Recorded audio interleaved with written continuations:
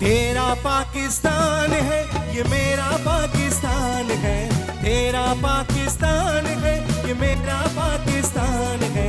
इस पे दिल कुर्बान, इस पे जान भी कुर्बान है। ओ इस पे दिल कुर्बान, इस पे जान भी कुर्बान है।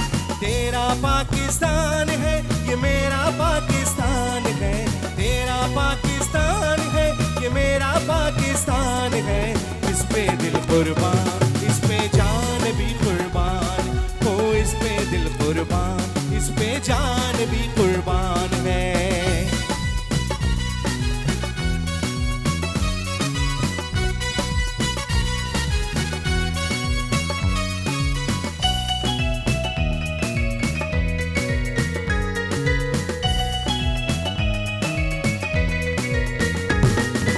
इसकी बुनियादों में है तेरा लहू मेरा लहू,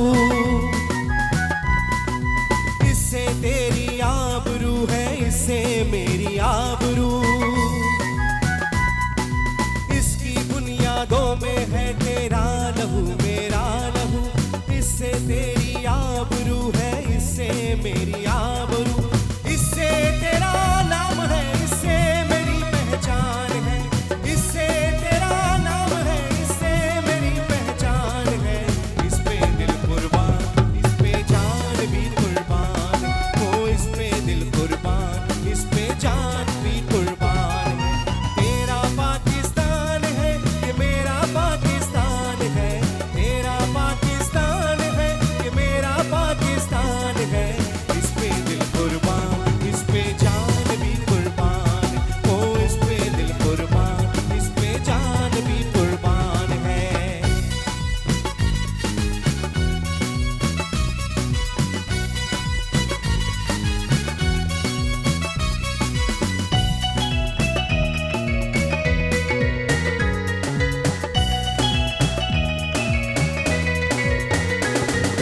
एक दयारे नूरो निकहत वादिये मेहरान है, नूर आंखों का मेरी खाके बलोचिस्तान है। एक दयारे नूरो निकहत वादिये मेहरान है, नूर आंखों का मेरी खाके बलोचिस्तान है। दिल है सरहद की ज़मीं पंजाब जिस्मो जान है, दिल है सरहद की ज़मीं पंजाब जिस्मो जान है। इस पे दिल कुर्बान, इस पे जान भी कुर्बान। ओ इस पे दिल कुर्बान, इस पे जान भी कुर्बान है।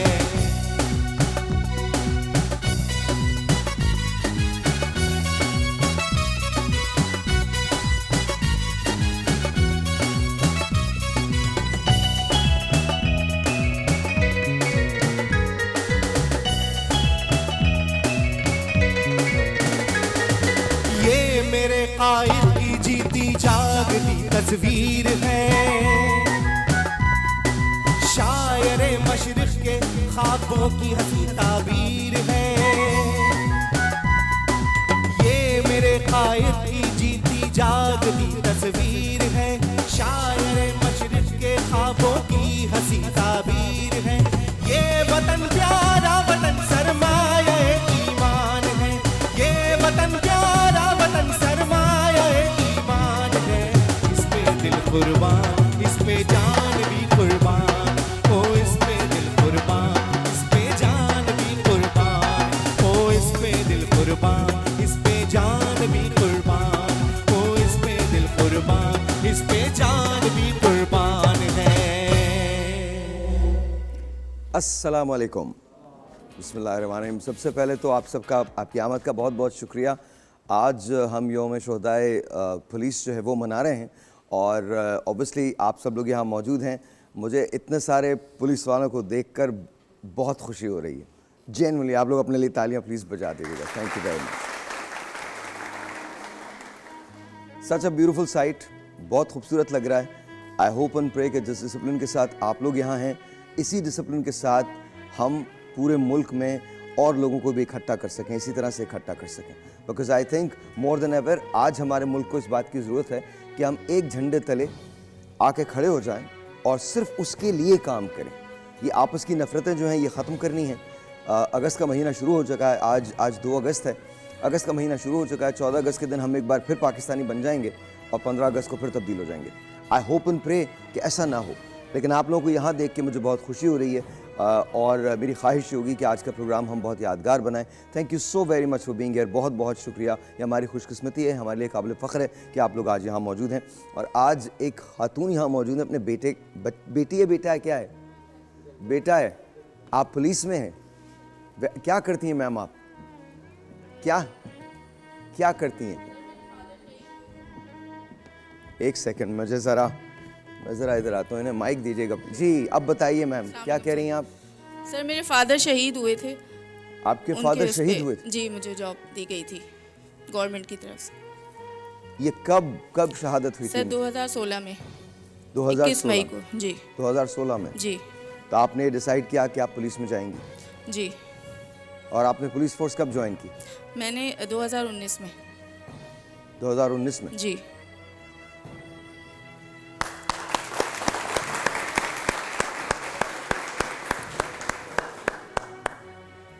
मुझे देख के बहुत खुशी हो रही है। Thank you sir. I just love it. ये मंजर जो है ना, ये आप उन्हें दिखाएं जो कहते हैं कि पाकिस्तान जो है वो कहीं से क़दामत पसंद है। उनको दिखाएं जो ये कहते हैं कि पाकिस्तान में हमारे यहाँ बहुत सारे प्रॉब्लम्स हैं और हम बेहतर तौर पे सोच नहीं सकते। उन्हें दिखाएं ये मंजर, और फिर उनको दिखाएं जो डाउट करते हैं कि पाकिस्तान बेहतर नहीं होगा। आज मुश्किलात हैं पाकिस्तान में, लेकिन ये मैं आपको गारंटी देता हूँ, मैं रहूँ या ना रहूँ, पाकिस्तान में रहना है और बहुत बेहतर रहना है इंशाअल्लाह ताला, इंशाअल्लाह ऑलवेज। हम एक पैकेज आपको दिखाते हैं, ये इंट्रोडक्शन है, और उसके बाद उन लोगों को बुलाएंगे, उनसे बात करेंगे और फिर आप लोगों से भी बात करेंगे। Please watch this.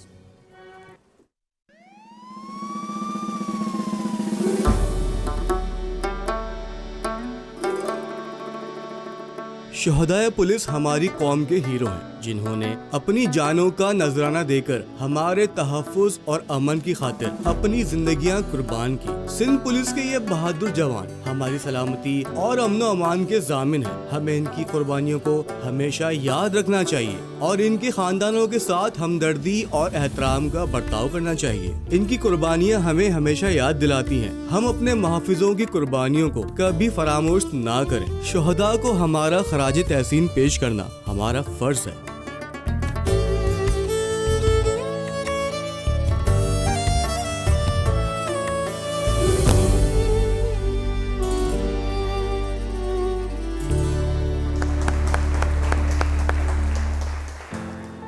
हमारे साथ तशरीफ़ रखते हैं एसएसपी अली रज़ा साहब। अस्सलाम वालेकुम, कैसे हैं अली? बहुत बहुत शुक्रिया। And yes, long time no see, बहुत आरिफ असलम राव साहब, अस्सलाम वालेकुम सर, कैसे हैं आप? ठीक ठाक, बहुत बहुत शुक्रिया फॉर बीइंग हियर। हमारे पास डॉक्टर फ़ायज़ा सोधर, डॉक्टर फ़ायज़ा सोधर, और आप IGP हैं general crime and human rights in Sindh. No, DSP और SDP डिफेंस। मैं Oh, was there. okay, okay, that's you मेरा are. नाम शैला कुरैशी है, मैं हूँ AIG gender crime and human rights Sindh province. Alright जी, बहुत बहुत शुक्रिया, thank you so very much, बहुत बहुत शुक्रिया for all of you to being here. सबसे पहले सर आपसे शुरू कर लें अली, टेल मी इस दिन की अहमियत क्या है जो मनाते 4 अगस्त को हैं। 4 अगस्त को संडे था, तो हमने आपसे रिक्वेस्ट की कि आप लोग अगर हमारे साथ यहाँ शरीक हो जाएं। Why is it so important? बिस्मिल्लाहिर्रहमानिर्रहीम, अस्सलाम वालेकुम। Thank you very much Sahir. आज के दिन को अहमियत देने का आपका बहुत बहुत शुक्रिया, आपके पूरे चैनल का शुक्रिया। और रियली मैं इस बात को अप्रिशिएट करूँगा क्योंकि ये दिन हमारे शहीदों की याद में मनाया जाता है। एब्सोल्युटली। जो सिंध पुलिस के शहीद हैं, जो फोर्सेस के शहीद हैं हमारे, और इनका मतलब ये भी रिसेंटली, मतलब आज से 10-15 साल 20 साल पहले इस तरह नहीं होता था, लेकिन ये भी कुछ अरसे से शुरू हुआ है। और उसका सिर्फ मकसद एक है, सबसे पहले एक तो शहीद कभी मरता नहीं है, तो हम भी शहीद को भूल नहीं सकते और सोच भी नहीं सकते भूलने का। दूसरा ये कि जो शहदा की फैमिलीज़ हैं, क्योंकि उनके घर के एक लख्ते जिगर की या उनके जवान की या किसी का शौहर, किसी का भाई, किसी का बेटा, उसने अपनी ज़िंदगी दी है, अपनी जान दी है, तो उसको, उसकी सेक्रीफाइस को रजिस्टर रखना, उसकी सेक्रीफाइस को याद रखना, उसकी सेक्रीफाइस को आप हमेशा के लिए इस तरह रखें कि आने वालों को भी पता चले। और एक मोटिवेशन फैक्टर जो होता है शहदा की फैमिलीज़ का, वो इसमें बड़ा इंपॉर्टेंट होता है। तो शहीदों को और शहीदों की फैमिलीज़ को ये एहसास रहे कि उनके साथ हम भी खड़े हैं, और ना सिर्फ हम, आप जैसे लोग भी खड़े हैं जिसमें। एब्सोल्युटली, हम तो खड़े हैं, डेफिनेटली खड़े। अच्छा मैम, ये बताइएगा कि पुलिस के बारे में बहुत सारे भ्रम हैं। ये कहा जाता है कि शायद हमारी पुलिस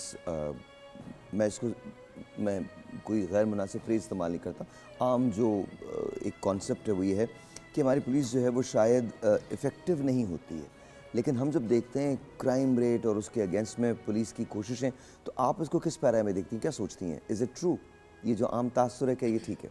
जी हाँ, बहुत शुक्रिया। सबसे पहले तो आज का यौम शहदाए पुलिस के हवाले से आप सबका शुक्रिया कि आपने इस दिन को कमेमोरेट किया, और हम तमाम शहदा को दिल से खराज अक़ीदत पेश करते हैं। सिंध पुलिस हो या ख्वा कोई भी पुलिस हो, पुलिस हमेशा फ्रंट लाइन पर ग्रास रूट लेवल पर आवाम की खिदमत के लिए कोशा रहती है। Absolutely. और पुलिस का जो फ़र्ज़ है वो मदद आवाम की, लेकिन हम देखते हैं कि बहुत सारा अच्छा काम होता है जो कि रिफ्लेक्ट नहीं हो पाता, और चंद एक खामियों की वजह से शायद एक ट्रस्ट बिल्डिंग की डेफिशिएंसी हो जाती है, या एक ऐसा डेफिसिट क्रिएट होता है कि आवाम समझती है कि शायद सारी पुलिस ही ख़राब है। आज आप देखेंगे, आपको हैरानगी होगी कि 2500 से ज़ायद जवानों ने 2488 का हमारा फिगर है कि जामे शहादत नोश किया। सैकड़ों नहीं, हज़ारों मिसालें हैं जो अपने लहू की कुर्बानी देने को तैयार थे और उन्होंने दी और एक एग्जाम्पल कायम की। तो अगर हम ये देखें कि कोई आम सिविलियन वो खड़ा होकर अगर वो फ़ाइट करे क्राइम से, वो नहीं कर सकता।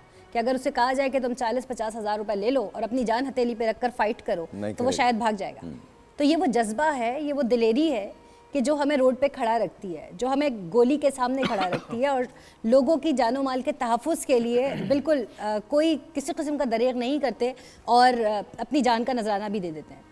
जहाँ तक बात है क्राइम फाइटिंग की, तो पुलिस ने उसके अंदर बेशबहा खिदमात दी हैं, और अभी वर्दी IGP सिंध की जो क़यादत है सर ग़ुलाम नबी मेमन साहब ने, इसके अंदर बहुत इनिशिएटिव्स लिए, जिसमें इन्वेस्टिगेशन की इम्प्रूवमेंट की बात हो, नित नई टेक्नोलॉजी का इसमें इनकलकेशन हो, जैसे कि स्मार्ट सर्वेलेंस सिस्टम की हम बात करें, S4 प्रोजेक्ट्स, और इस तरह की बहुत सारे और इनिशिएटिव्स लिए जा रहे हैं, जिसकी वजह से पुलिस जो है वो अच्छा काम कर रही है और उसका रिस्पांस भी बहुत अच्छा है। अगर आप देखें माजी के 10 या 20 सालों के पहले की पुलिसिंग और आज की पुलिसिंग से कंपेयर करें, तो आज के जदीद दौर पर हमने खतूत पर इसको इस्तेवार किया है।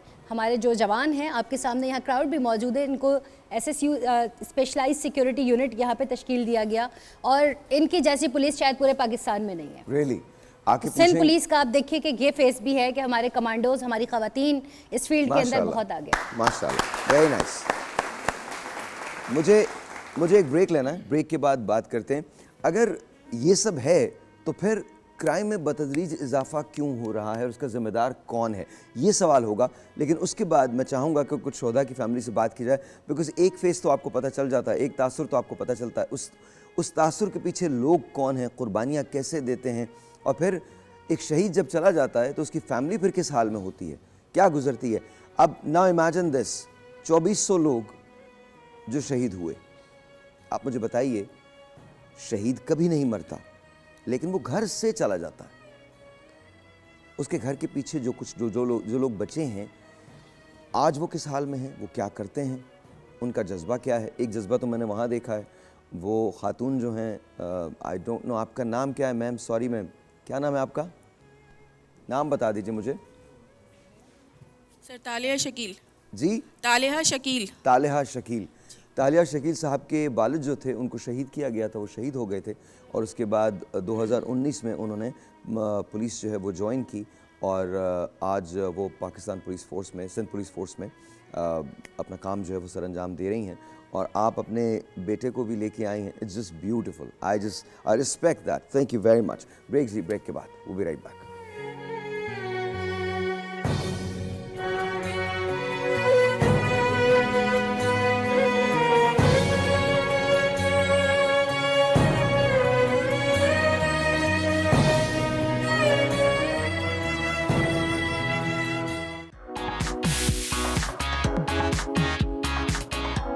मेरा ड्रीम ये है कि मुझे बिजनेस स्टार्ट करना है, मैं इन्फ्लुएंसर भी हूँ। यार ख्वाब ये है कि एक अच्छा इंसान बनना सबसे पहले तो, और उसके बाद ये है कि भाई अच्छी अर्निंग हो, अच्छा जो है वो रिहाइश आपका इंतज़ाम हो, हर चीज़ें लग्जरियस हों, सब यही चाहते हैं भाई। इंशाल्लाह मेरी मेहनत जरूर रंग लाएगी और मैं मेहनत कर रही हूँ। किस्मत की बात है, बट इंसान मेहनत कर सकता है, तो आई थिंक अपनी हार्ड वर्क से ही अचीव कर सकते हो। मैं अपना ड्रीम पूरा करने के लिए वो स्पेसिफिक इम्पैक्ट और स्टेप्स ले रही हूँ जो मेरे ड्रीम को हासिल करने के लिए मुझे मदद देगा, और उसके लिए मैं जी जान से मेहनत कर रही हूँ। बस आंखें बंद करके मेहनत करते रहो, इंशाल्लाह कुछ ना कुछ तो हो ही जाएगा, क्योंकि मेहनत का सिला मिलता है दुनिया के अंदर, और जितनी मेहनत करोगे उतना ज़्यादा सिला मिलेगा। हाँ, प्रॉब्लम्स आती हैं। देखें, हर चीज़ आपको थाली में मिले तो नहीं मिल जाती ना। लाइक जब तक आप उसके लिए कोई एफर्ट्स नहीं करेंगे तो आपकी वो चीज़ पूरी नहीं हो सकती। अभी तक तो कोई हर्डल्स या रुकावट नहीं आई, लेकिन आई गेस के आगे ज़रूर आएंगी, तो उसके लिए हम उसकी तैयारी है, उससे जो है हमने मुकाबला करना है। Alright ji, once again welcome back and Nadeem मौलवी साहब is here। जी नदीम भाई कैसे हैं आप? ठीक ठाक हैं? अल्हम्दुलिल्लाह फाइन। क्या हो गया है आंखों के अंदर आप? बस ये थोड़ा सा ब्लड प्रेशर का प्रॉब्लम लग रहा था मुझे, कि जिसकी वजह से थोड़ा सा ब्लड आ गया था आईज में। बहरहाल लाइफ गोज ऑन। नहीं आप ठीक रहेंगे बिल्कुल अल्हम्दुलिल्लाह इंशाल्लाह you'll be all right। फिर आपकी ज़िंदगी जो बड़ी मुश्किल गुजरी है, इट्स नॉट समथिंग कि जी हर एक की ज़िंदगी वैसे नहीं गुजरती जैसी आपकी गुजरी है। उसके बावजूद आप खड़ी हैं, आप मुकाबला कर रही हैं, चीज़ों को मैनेज करने की कोशिश कर रही हैं, थोड़ा सा कुछ शेयर करें। हाँ, आई थिंक आप खुद अपने आप से सवाल करते हैं खड़े होकर कि मुझे करना है या नहीं करना है, सो हिम्मत नहीं हारनी चाहिए। आपकी ज़िंदगी में मुश्किल क्या रहा अक्सर? मुझे आई थिंक मेरे फादर की डेथ के बाद मुझे स्ट्रगल शुरू हुआ, तो वो स्टार्ट हुआ। उसके बाद मुझे समझ आया कि आप हर चीज़ अचीव कर सकते हैं अगर आप बिलीव करते हैं कि आप you can do it, you can do it. Can't नहीं होता कि I can not do it. हर लड़की बोलती है ये तो मैं काम नहीं कर सकती। पहले अपने आप से सवाल करें, कैन यू डू इट? तो वो इस तरह फिर प्लान होता है, पहले प्लान होता है, फिर उसके बाद वो एग्जीक्यूशन शुरू हो जाती है। तो यही मैंने किया कि मैंने कभी हिम्मत नहीं हारी, जो भी हुआ, बिकॉज हमारा टाइमिंग्स ऐसी हैं, बहुत टफ टाइमिंग्स हैं, और स्टार्टिंग में हर एक्टर को बहुत आपके बच्चे कितने? How many kids do you have? दो बच्चे, two boys, girls? Girl and boy. A boy and a girl. और उनकी उम्रें क्या हैं? माय डॉटर इज 18 माशाल्लाह एंड सन इज 14। तो अब तो जाहिर है उनके कॉलेज के दिन शुरू हो गए हैं, तो अब लाइफ कैसी लगती है? पहले मुश्किल थी, अब ज़्यादा मुश्किल है? आई थिंक मुझे लगता है अब ज़्यादा मुश्किल है। ओके। बिकॉज जब बच्चे छोटे होते हैं तो उनको आप प्रेशराइज करके, मार के या डांट के उनको सुला देते कि सो जाओ, 9 बज रहे हैं, सुबह स्कूल जाना है। अब आपको सुलाते 9 बजे, आप सो जाएं। और अब बच्चे कहते हैं मम्मा आप सोई नहीं है और ये क्या कर रही है, आपको तो कुछ पता ही नहीं है। तो वो अब मुझे लगता है जब, और आजकल के बच्चे बहुत अवेयर है, बहुत अवेयर है, उनको सब पता है, इतना हमें भी नहीं पता, you know, through social media and everything, और नॉलेज है उनके पास। सोचा था कि ज़िंदगी में ऐसी चीज़ों का मुकाबला करना पड़ेगा, अकेले सिंगल पेरेंटिंग करनी पड़ेगी, अकेला सब कुछ करना पड़ेगा, कभी सोचा था? साहिर भाई, अगर मैं आपको बताऊँ ना, मैं इतनी शाय रही हूँ, इतनी शाय कि मैं अपनी बहन के बगैर कहीं जा नहीं सकती थी। इवन अगर मीटिंग है स्कूल में तो मैं अकेले नहीं जा सकती थी, मैं इतनी शाय थी। मुझे बात करने का कॉन्फिडेंस नहीं था कि अगर किसी से बात करनी है। तो जब आपके सर पे पड़ती है तो आपको करना पड़ता है। तो कहते हैं ना कि वो just go with the flow. अच्छा, अब जो मैं सवाल कर रहा हूँ ये सबके लिए है, लेकिन देखिएगा जवाब क्या मिलता है। मुझे ये बताइए कि जब आपने ये किया, तो जब हम किसी मुश्किल से गुजरते हैं तो हमें दुनिया से बहुत शिकायतें हो जाती हैं, ये गलत किया, दुनिया की वजह से ऐसा हुआ, दुनिया की। आपको शिकायत हुई? और सच्चा जवाब दीजिएगा बिल्कुल। हमेशा से मेरा बिलीफ अल्लाह पे बहुत स्ट्रांग रहा है। ओके। और मैं कहती हूँ कि जो भी सिचुएशन है, मैंने हमेशा अपने आप को ब्लेम किया है। हमेशा जब भी कोई भी टफ सिचुएशन आई, मैंने कहा ये मेरी गलती थी, मैं मान लेती हूँ मेरी गलती है। और ये यकीन होता है कि मुझे अल्लाह ताला मेरे साथ हैं, वो मेरा साथ देंगे। तो अल्लाह पे यकीन रखना, बिलीव रखना, अल्लाह से कनेक्टेड रहना। अच्छा, कभी अपने फैसलों पे पछतावा होता है? बहुत दफ़ा। तो फिर क्या करती हैं? अगर पछतावा होता है, रिग्रेट होता है, तो फिर क्या करती हैं? कहती हूँ इट्स ओके, हो गया, मूव ऑन। ऐसा नहीं हो सकता। पकड़ के नहीं बैठती, मैं कहती हूँ गलती हो गई तो बस ठीक है, आगे बढ़ो। कभी कभी ऐसा होता है कि कुछ ऐसी जगह आप स्टक हो जाते हो कि आप मूव ऑन नहीं कर पाते, तो फिर आप वही वाली बात है, कुछ लोग कहते हैं कि इस्तग़फ़ार करें तो अल्लाह ताला आपको निकाल देते हैं। अल्लाह ताला ही निकालते हैं आपको हर सिचुएशन से। It's not you. आप नहीं हैं, इट्स फ्रॉम अल्लाह ताला की ब्लेसिंग्स होती हैं। बिलीफ स्ट्रांग होना चाहिए, कनेक्शन स्ट्रांग होना चाहिए और हार्ड वर्क होना चाहिए। एब्सोल्युटली। मतलब हार्ड वर्क के बगैर तो कुछ भी पॉसिबल नहीं है। कहते हैं अल्लाह ताला भी आपको कुछ नहीं अता करते जब तक आपके अंदर कुछ। अच्छा, मैं आप दोनों से सवाल कर रहा हूँ। Nadeem, will start with you. मुझे एक बात बताएं, अक्सर लोग ये समझते हैं कि जी हम चूँकि पैदा हुए हैं इसलिए इस दुनिया पे हमारा हक है और बस हमें बैठे बैठे सब कुछ मिल जाए, ऐसा होता है? नहीं, ऐसा कुछ नहीं होता। जब तक आप दुआ भी नहीं करो अल्लाह भी नहीं सुनता। अल्लाह भी कहता है दुआ करो, मुझसे मांगो। जब तक आप अल्लाह ताला तो मांगोगे हमेशा सुनते हैं। अल्लाह ताला देख रहा होता है आपको, अल्लाह अल्लाह ताला जरूर सुनते हैं, मगर आप बोले तो सच ना। बिल्कुल हम बोले ही नहीं, अल्लाह तो खुद। देखें, वही एक बड़ी मिसाल दूंगा कि एक शख्स ने दुआ करना शुरू किया, अल्लाह मैं डूब रहा हूँ मुझे बचा ले। एक कश्ती आई, चले गई।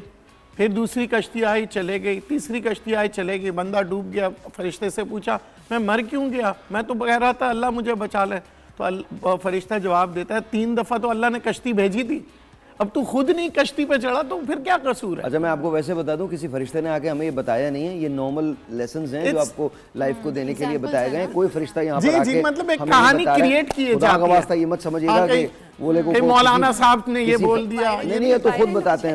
मौलाना साहब तो अक्सर ये वाला वाकया बताते हैं। ये वाला वाकया माइंडसेट यही है कि एक फरिश्ता आएगा जो हमें बताएगा। हमारा माइंडसेट ही एक टेलीफोन कॉल है जी। फरिश्ते मदद नहीं करते, फरिश्ते आपने मदद करनी है अपनी। फरिश्ते जाहिर है अल्लाह ताला अपने एंजल जरूर भेजता है, लेकिन ऐसी कोई सिचुएशन हो कि जहां वो भेजे, उसने आपको अकल दिया है, शऊर दिया है, आपको चीजें दी हैं, आप खुद सब कुछ कर सकते हैं और वो चाहता है कि आप सब कुछ खुद करें। चूंकि हम पैदा हो गए हैं तो क्या दुनिया हमको कुछ ओ करती है? नहीं, बट हम सोचते ऐसा ही है। हम ऐसे ही सोचते हैं। उल्टा हम वो करते हैं, हम अपने मुल्क को वो करते हैं। मुझे तो अफसोस ही होता है, बेशतर ऐसे लोग हैं जो छोड़ के चले गए हैं पाकिस्तान को। तो मुझे ऐसा लगता है कि लेकिन वो अपने ख्वाबों की तलाश में गए ना। हाँ, लेकिन ख्वाबों की तलाश में तो गए हैं, लेकिन ये है कि फिर इस मुल्क का क्या होगा। ऑलराइट जी, we come to you ma'am.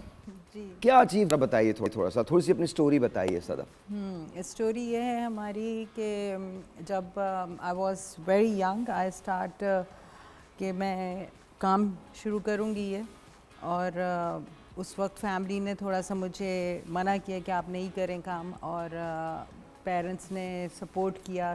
खैर एनीवेज कर लिया काम, उस वक्त सीख लिया। फिर शादी यंग एज में हो गई तो बाहर हम चले गए, और वहाँ जाके हस्बैंड ने बहुत सपोर्ट किया, और उन्होंने किसी चीज़ पे नहीं रोका। वहाँ जाके फिर कोर्सेज़ किए। 20 years I was in London, और वहाँ पे काम करा, और एंड में आके इतना पढ़ाई कर ली कि एंड में जो मेरी टीचर थी, she was English, and she said कि तुम अब ट्यूशन में चली जाओ, एज अ टीचर ट्रेनिंग कर लो। तो वो स्टार्ट की, और आई डिड फॉर 7 years लोगों को पढ़ाया मैंने, beauty related, hair, skin, beauty, makeup. तो 7 years सैलून थे 2 मेरे वहाँ पे लंदन में, फिर ट्रेनिंग सेंटर था। तो अल्हम्दुलिल्लाह we did achieve everything whatever I need. और फिर पाकिस्तान में आई because of some reason of my family, और लास्ट 8 years से अब मैं पाकिस्तान में हूँ। जो आपकी बात थी कि लोग वापस आते हैं, तो आई केम विद माई फैमिली, और 8 साल से फिर बिलाजियो हमने खोला यहाँ पे, क्योंकि काम यही आता है मुझे।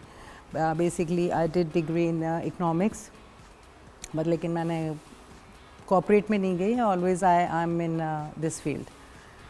तो फैमिली बहुत मज़े की थी। स्टार्ट में मम्मी ने, डैडी ने बहुत सपोर्ट किया, फिर फैमिली ने बहुत सपोर्ट किया, बच्चों ने बहुत सपोर्ट किया, और आज जो कुछ भी है अल्लाह ताला की मेहरबानी है, मेहनत है, फैमिली की सपोर्ट है। That's wonderful. आपकी ज़िंदगी में आपके ख्वाब को पाने के लिए किसने बड़ा काम किया आपके साथ? अल्लाह ताला सबसे पहले। वो तो है ना, मतलब अल्लाह ताला के बगैर तो कुछ नहीं है। उसके अलावा my husband, he support me so much, और मेरा काम जो है मेरा पैशन है। मुझे literally I am not joking कि मुझे ख्वाब में चीज़ें आती हैं कि मुझे आज ये हेयर कट नया सीखना है, या सुबह उठ के मुझे ये काम करना है, तो आई जस्ट आज समवन कि मेरे सामने बैठ जाओ, मुझे ये चीज़ क्रिएट करनी है। तो अल्हम्दुलिल्लाह इट्स कि ये चीज़ें ऐसी थी कि मतलब मैं आगे से आगे ही चलती चली गई। अच्छा, तो आपको फैमिली ने सपोर्ट नहीं किया, आपकी अपनी इमीडिएट फैमिली ने सपोर्ट नहीं किया अदर देन योर मदर?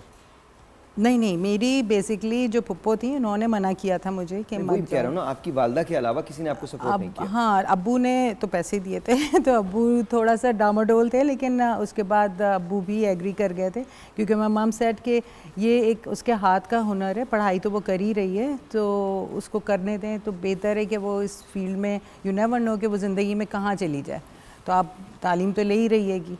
तो मैं ये कहती हूँ कि जिस बच्ची को भी इस फील्ड में आना है, तालीम सबसे इम्पॉर्टेंट है, क्योंकि जब मैंने मास्टर्स किया तो आई फील लाइक कि मेरी ज़िंदगी बदल गई थी। और उसके बाद जब मैं इस फील्ड में आई तो ये चीज़ ओपन से ओपन होती चली गई। और ये फील्ड ऐसी नहीं है कि आप के हस्बैंड के पास पैसे हैं और आप सैलून खोल लें और काम कर लें, इट्स नॉट लाइक दैट। आपको खुद हर काम आना चाहिए। मेरी जो सर्विस मेन्यू है उसमें जितनी चीज़ें हैं। अच्छा, लोग सक्सेस तो देखते हैं, ये नहीं देखते उसके पीछे काम कितना है। तो जो लोग ये तो देख सकते हैं कि आपने सालन खोल लिया, आप पैसे भी बना रहे हो, but they don't see you working. तो आप कितने आवर्स काम करती हैं दिन में? मेरे 12 घंटे भी आप मुझसे क्या मैं कर लूँगी, लेकिन मेरे 9 आवर्स तो होते हैं मेरे। 9 hours every day? Every day, 7 days a week। 7 days a week? 7 days a week। छुट्टी भी नहीं है, संडे भी छुट्टी नहीं, ऑफ? मेरा अपना बिजनेस है। If I want to go late I can go late, I can work late, depend, I go early. बस इस सब, क्योंकि I am not a job person. मैं सिर्फ अपना काम कर सकती हूँ कि मैं किसी को ओबे नहीं कर सकती। तो वो एक आई थिंक प्लस पॉइंट है मेरे काम में, क्योंकि मुझे फिर अपने हिसाब से चीज़ें देखनी होती, बेस्ट प्रोडक्ट यूज़ करती हूँ।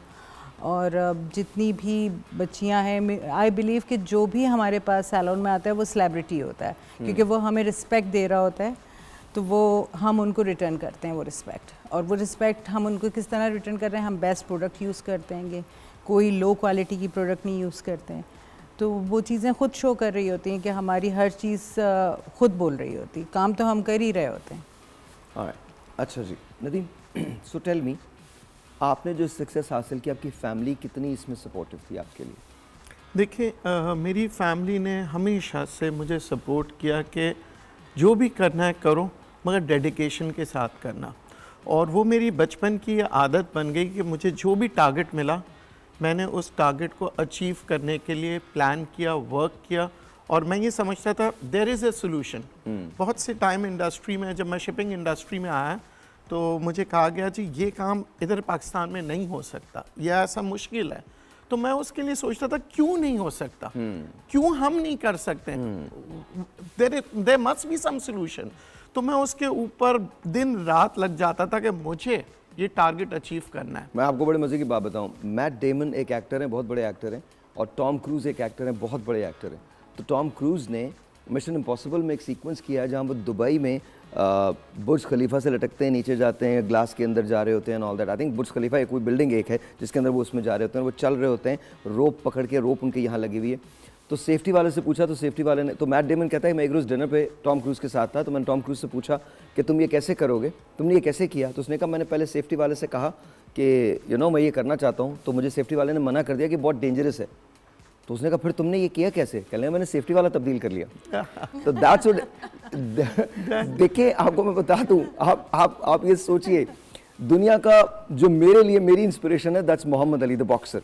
वो कभी कभी कहता है कि जंग जीतने के लिए, लड़ाई जीतने के लिए स्किल से ज़्यादा विल का होना ज़रूरी है। आपकी विल जो है ना, वो यहाँ से मैटर करती है। आप ये डिसाइड करो कि आपने जीतना है तो आप जीतोगे। विल का होना बहुत ज़रूरी है। अगर आपकी विल नहीं है, डिज़ायर नहीं है टू विन, हम में से अक्सर लोग सक्सेसफुल तो होना चाहते हैं, बट हम उसकी प्राइस नहीं पे करना चाहते। ब्रेक।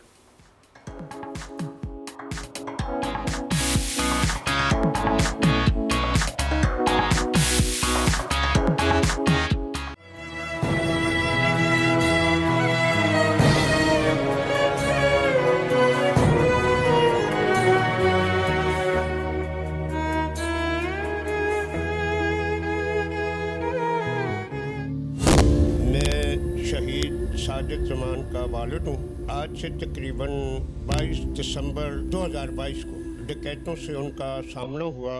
दोनों डाकुओं को जहन्नम वासिल किया। उनके फायरिंग से मेरा बेटा शदीद जख्मी हुआ और उसको दूसरे दिन अस्पताल में जामे शहादत नोश किया। उसकी शहादत से पहले तकरीबन 1 साल उसकी शादी हुई थी और अल्लाह तबारक तआला ने उनको एक बेटी से नवाजा है। अल्लाह तबारक तआला ने ऐसा एक अजीम मुझे बेटा अता किया जिसने मेरे ख़ानदान का, मुल्क का, सिंध गवर्नमेंट और सिंध पुलिस का नाम रोशन किया। हमारे किरानाबाद का जो मशहूर चौक है साजिद जमान शहीद के नाम से मंसूब किया और उसी चौक के ऊपर यादगार तामीर की। अल्लाह ताला ऐसे बेटों का दुख भी ना दिखाए किसी माँ को, लेकिन हर वक्त यही दुआ करती हूँ कि अल्लाह ताला उसको जन्नत नसीब करे। मेरे 2 बच्चे भी पुलिस में हैं अल्हम्दुलिल्लाह, और मौका जब आएगा तो इंशाअल्लाह वो भी अपनी जानों का नजराना पेश करने से गुरेज नहीं करेंगे।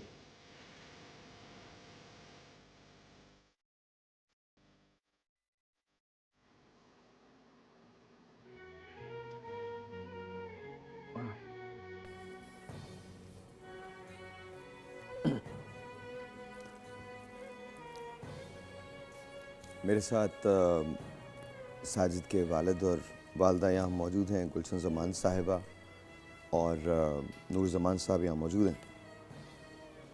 जिस वक्त ये ख़बर मिली थी आपको, ज़ाहिर है बड़ी मुश्किल ख़बर होती है। जी जी। तो कैसे इससे कैसे आपने किस तरह से इसको बर्दाश्त किया था, किस तरह से हिम्मत मिली थी आपको?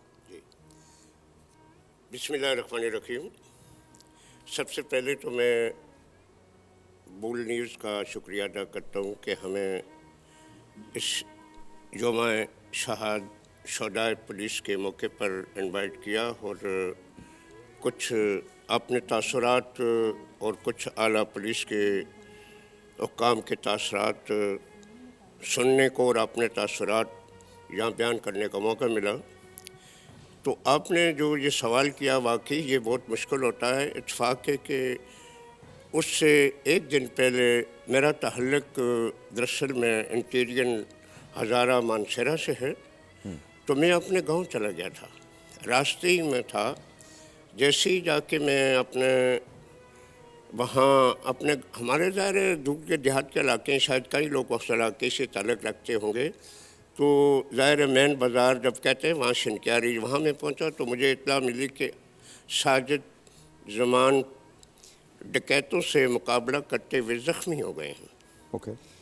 तो उस वक्त ज़ाहिर है अल्लाह तबारक तआला ने मेरी हिम्मत मुझे इस तरह दी कि ज़ाहिर ये ख़बर तो ख़ुसूसी तौर के ऊपर वालिदैन के लिए नाकाबिले बर्दाश्त होती है, लेकिन मुझे बर्दाश्त करने का हौसला दिया और मैं वहीं से रिटर्न वापस आया और दूसरे दिन मैं यहाँ पहुँचा करके तो मुझे अपने बच्चे की जब यहाँ मैंने आकर उस पुलिस का आला हुक्काम का जब उनके नमाज जनाजा हुई या उनकी मतलब है जो सिस्टम हुआ जब देखा तो वाकई मेरे सारे जो मतलब वो बच्चे की शहादत का मलाल था वो मेरा फ़ख्र में तब्दील हो गया कि अल्हम्दुलिल्लाह मैं एक छोटा सा बंदा हूँ, लेकिन आज अगर मेरे बच्चे ने अपने मुल्क के लिए, अपनी अवाम के लिए, अपनी फ़राइज़ को निभाते हुए उन्होंने अपनी जान कुर्बान की, तो मेरे लिए वो इंतहाई फ़ख्र और मेरी कौम बरादरी के लिए फ़ख्र। और एक दूसरी बात मैं आपको अहम बताना चाहता हूँ कि जनाब चौधरी असलम शहीद, सब शहीदों को मैं समझता हूँ, इत्तेफाक है कि ये भी मेरे गांव से ही ताल्लुक़ रखते हैं माशाअल्लाह। और आज जो बैनर तैयार हुआ है तो इत्तेफाक से कि वो उन दोनों का एक साथ तस्वीर है, तो उन्होंने अपने पूरे इलाके का नाम यहाँ सिंध में आकर, KPK से सिंध में आकर पुलिस में अपने आप को करके और यहाँ अपने फ़र्ज़ को निभाते हुए और उन दुश्मनों का मुकाबला करते हुए। खैर चौधरी असलम साहब तो बहुत बड़ी शख्सियत थी, उसकी तो बहुत क्या बात थी। मेरा बेटा सिर्फ एक सिपाही था, लेकिन अल्लाह तबारक तआला ने उस सिपाही को शहादत के उस मनसब पे फाइज कर दिया कि जिसकी सहाबा की भी ख्वाहिश थी, तबा ताबईन की भी ख्वाहिश थी। तो इसका एक वाक़या मैं यूँ बयान करूँगा कि जनाब खालिद बिन वलीद को कौन नहीं जानता। वो एक बहुत बड़े जर्नैल थे उस वक्त के, हज़रत उमर फ़ारूक रज़ियल्लाहु ताला अन्हु के दौर में। तो 109 जंगों के फाते हैं, पाँव से लेकर के सर तक उनका ऐसी जगह कोई नहीं थी कि जिस पर तीर और तलवार के ज़ख्म न हो, लेकिन वो शहादत की ख्वाहिश लेते हुए इस दुनिया से जा चुके, उनको शहादत नसीब नहीं हुई। जिन्हें इतनी बड़ी शख्सियतों की ख्वाहिश, और अल्हम्दुलिल्लाह मेरे बच्चे को जो शहादत मिली, मैं सब बच्चों को, जितने भी, चाहे वो आर्मी से हैं, वो एयरफोर्स से हैं, वो रेंजर्स से हैं, वो पुलिस से हैं, वो पाकिस्तान के बच्चे हैं, और एक आम मशहूर लफ्ज़ है, शहीद की मौत कौम की हयात है, और ये मैंने अपने आँखों से देखा। और अल्हम्दुलिल्लाह अल्हम्दुलिल्लाह सब अल्हम्दुलिल्लाह कि तकरीबन 2 साल होने वाले हैं जिस तरह से सिंध पुलिस के आला हुकाम ने जनाब ग़ुलाम नबी मेमन साहब और जो बीच में आईजी साहब आए थे, गालिबन उनका नाम मुझे याद नहीं है, हाँ, लेकिन उन्होंने भी मेरी आने के साथ ही, जब उनकी यहाँ सिंध में पोस्टों में निगरान हुकूमत के दौरान, तो उन्होंने आने के साथ ही शोदा की दावत की, शोदा के वर्षा की दावत की। उन्होंने भी हमें काफ़ी मतलब हमारी हौसला अफजाई की, और अल्हम्दुलिल्लाह जो भी मेरे उस साजिद ज़मान की जो मेरी बहू जो उनकी बेवा है या उनकी ये बच्ची हैं, तो इनका जिस तरह से सिंध पुलिस के आला हुकाम से लेकर के एक सिपाही तक जिस तरह मेरी हौसला अफजाई की, और मेरे गरीब खाने पे जनाब ग़ुलाम अहमद मेमन साहब इस बकरा ईद को ख़ुद तशरीफ़ लाए, मैं इस काबिल नहीं था। अच्छा, ये बताइए कि साजिद बेटे कैसे थे? जी, आप साजिद के वालिद हैं, साजिद बेटे कैसे थे, कैसे बेटे थे आपके वो? जी अल्हम्दुलिल्लाह, जी जी माशाल्लाह जी, आपने ये बहुत अच्छा सवाल किया। मेरे इत्तेफाक के 5 बच्चे सही हैं, एक बच्चा मेरा पैरालाइज है, और साजिद का नंबर जो था ये 3रा नंबर था। और साजिद समान जब 15 साल का हुआ तो तालीम के मतलब उसके ज़ेर तरबियत था, हम उसको स्कूल भेजते थे, तो स्कूल के हेडमास्टर साहब से उन्होंने बहाना बनाया या सही कहा कि मेरे वालिद साहब काम काज नहीं करते, मुझे मैं हाज़िरी नहीं दे सकूँगा, और मैं अपने वालिद साहब का हाथ बटाना चाहता हूँ। हमें पता ही नहीं था कि वो दिन को मजदूरी करने के लिए निकल जाते थे, और उसका एक अजीम उसका खो अखलाक का या उसके जो किरदार का मुँह बोलता सबूत जो मोहल्ले के अंदर है, ख़ानदान को तो खैर होता ही है, चाहे किसी के बच्चे का कोई भी बच्चा जो हो या भाई हो या कोई भी हो, सबसे अच्छा लगता है, लेकिन इंसान का अखलाक जो इज्तिमाई अवाम के लिए होता है वो काबिल रश्क होता है।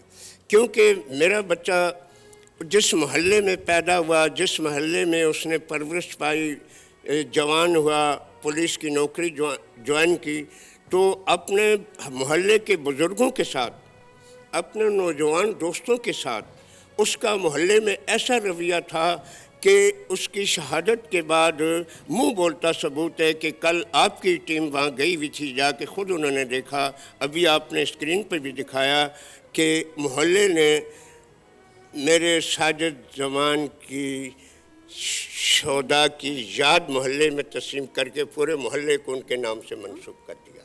तो ये उसकी नूर साहब, मुझे एक ब्रेक लेनी है, ब्रेक के बाद वापस आते हैं, कुछ दोबारा से बात करते हैं, थोड़ी सी इनसे बात होगी, थोड़ा कुछ और लोग जो यहाँ मौजूद हैं उनसे बात होगी, अमजद साहब से बात होगी, सुहेल से बात होगी, end of course ladies and gentleman, आज हम खराज तहसीन पेश कर रहे हैं उनको जो फ्रंट लाइनर्स हैं, हमारे पुलिस के जवान जो शहीद हुए हैं। ब्रेक के बाद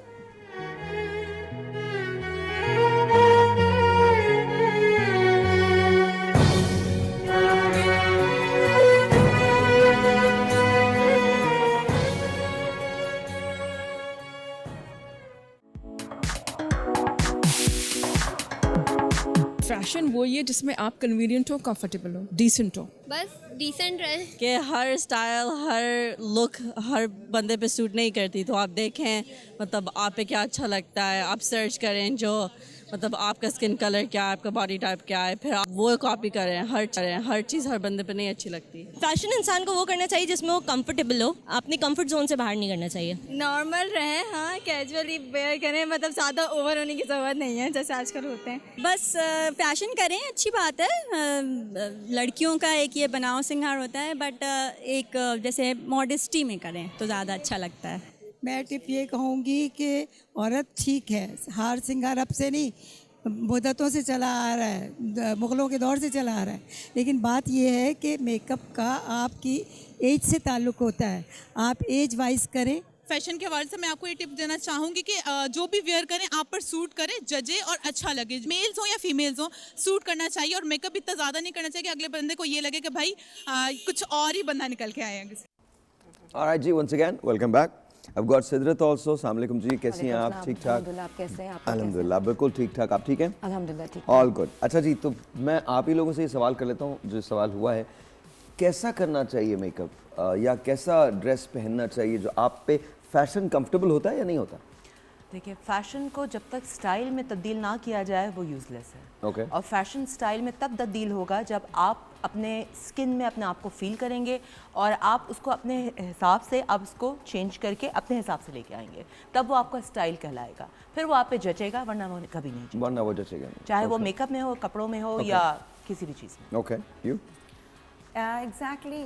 सबसे पहले तो एक शौक की बात होती है, ठीक है ना, बहुत सौ को नहीं होता, सिंपल एक ड्रेसिंग है वही है, लेकिन जो शौकीन है, अब जैसे मुझे बहुत शौक है, अभी बचपन से था, बचपन से खैर फैशन तो नहीं आता था, लेकिन मेकअप ज्वेलरी पहनना, अब चॉइस के साथ साथ वो बिल्कुल सही, कुछ जो लोग कह रहे हैं कि फैशन वो करें कि जो आप कैरी कर सके। मैं समझती हूँ आपकी आंखें आर द बेस्ट, कहते हैं ना कि द बेस्ट मिरर, जब आप आपको देखते हैं मिरर में तो आपको लग जाता है कि यार आज ये सही लग रहा है। इवन मैं बताऊं, सायर जो मेरे साथ मेरी मतलब बेटियों की तरह, शबाना एवरीवन नोज़, मैं वीडियोस बना रही होती है, उसने मेरे साथ रह के कि हर चीज़ ड्रेस के, जूते नहीं बाजी ये आप पे ये सूट नहीं करेगा इस पर, अगर इसके ऊपर मैं कोई ब्लॉक हील पहन डिफरेंट कुछ पहन लेती, मोटे वाले जूते फ़ौरन बता देती, मतलब देख के। तो आई थिंक देखो, सीखो, एंड फैशन के अंदर स्टिचिंग बहुत इंपॉर्टेंट है, व्हिच आई एग्री। एक टेलीफोन कॉल है, लेकिन उससे पहले Waqar is here. Waqar please come, आ जाइए। अस्सलाम वालेकुम, कैसे हैं आप? ठीक हैं? क्या हाल है, कैसे हैं आप? बिल्कुल ठीक ठाक। यू लुक वेरी नाइस, माशाल्लाह, very very nice. Welcome to the show. कैसे हैं? क्या हाल है? वेरी नाइस जी, गुड टू सी यू। बहुत बहुत शुक्रिया फॉर बीइंग हियर। एंड एक टेलीफोन कॉल है, वो ले लेते हैं, उसके बाद हम बात करते हैं। अस्सलाम वालेकुम जी। हेलो, अस्सलाम वालेकुम जी। वालेकुम अस्सलाम। आपका नाम? शुमाइला। कैसे हैं साहिर भाई? अल्लाह का शुक्र, बिल्कुल ठीक। शुमाइला, क्या कहना चाहती हैं? बस आपके प्रोग्राम की तारीफ करना चाहूँगी, बहुत ज़बरदस्त प्रोग्राम कर रहे हैं, माशाल्लाह माशाल्लाह। Thank you ma'am. और बहुत मतलब इन्फॉर्मेटिव प्रोग्राम है ये, हमें बहुत कुछ सीखने को मिल रहा है। Thank you. ठीक है, तो बस मेरे एक क्वेश्चन था, अंबर आई हुई है, मोना आई हुई है, कि आजकल मतलब हेयर डाई में या फैशन डाई में कौन सा कलर इन है, क्योंकि हमें पता नहीं चलता ना कि हम कौन सा करवाएं, जो वो गाइड करती हैं फिर वही ले लेते हैं। अच्छा, वकार भी आ गए, तो we can ask the same question to Waqar as well. तो आजकल कौन सा कलर इन है फैशन डाइज में, मतलब हेयर डाइज में?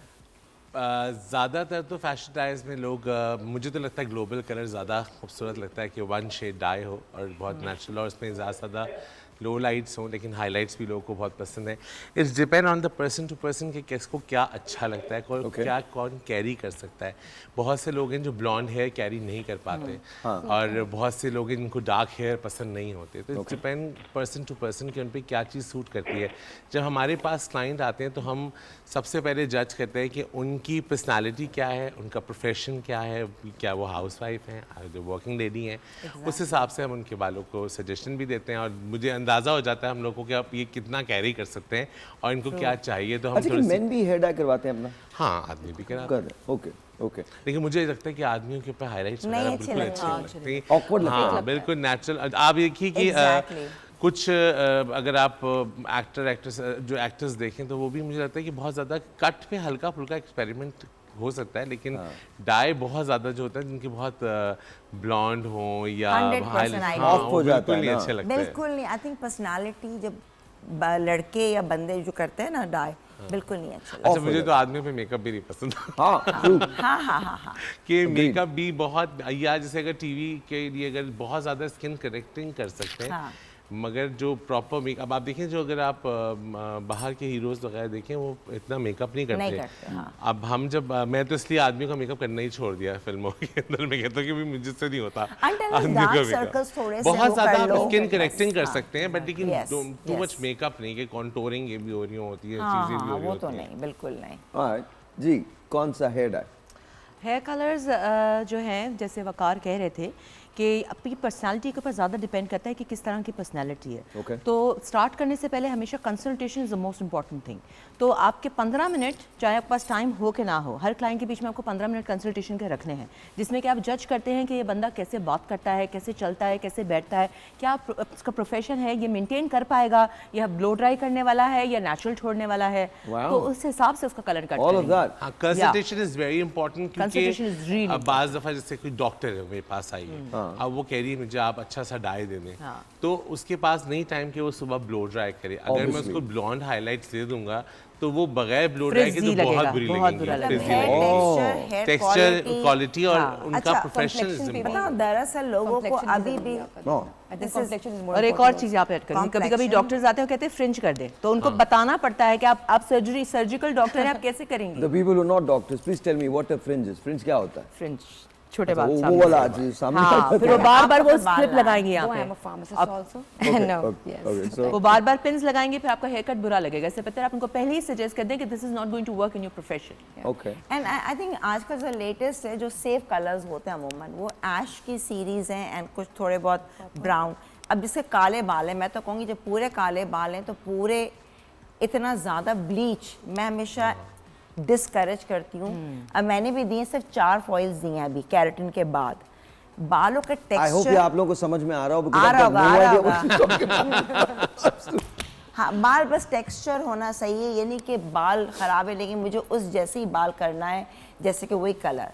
तो थोड़ा सा let me ask you guys, ये वाला कलर कौन सा और ये वाला कलर कौन सा, वो वाला कलर कौन सा है? तो ये इनको समझ में आएगी। हाँ प्लीज बताइए, ये वाला कलर कौन सा आपका? This is slightly copperish blonde, medium blonde. Copperish blonde, या one colour. It is called copperish blonde जी, वन कलर है। अंबर को दिखाइए।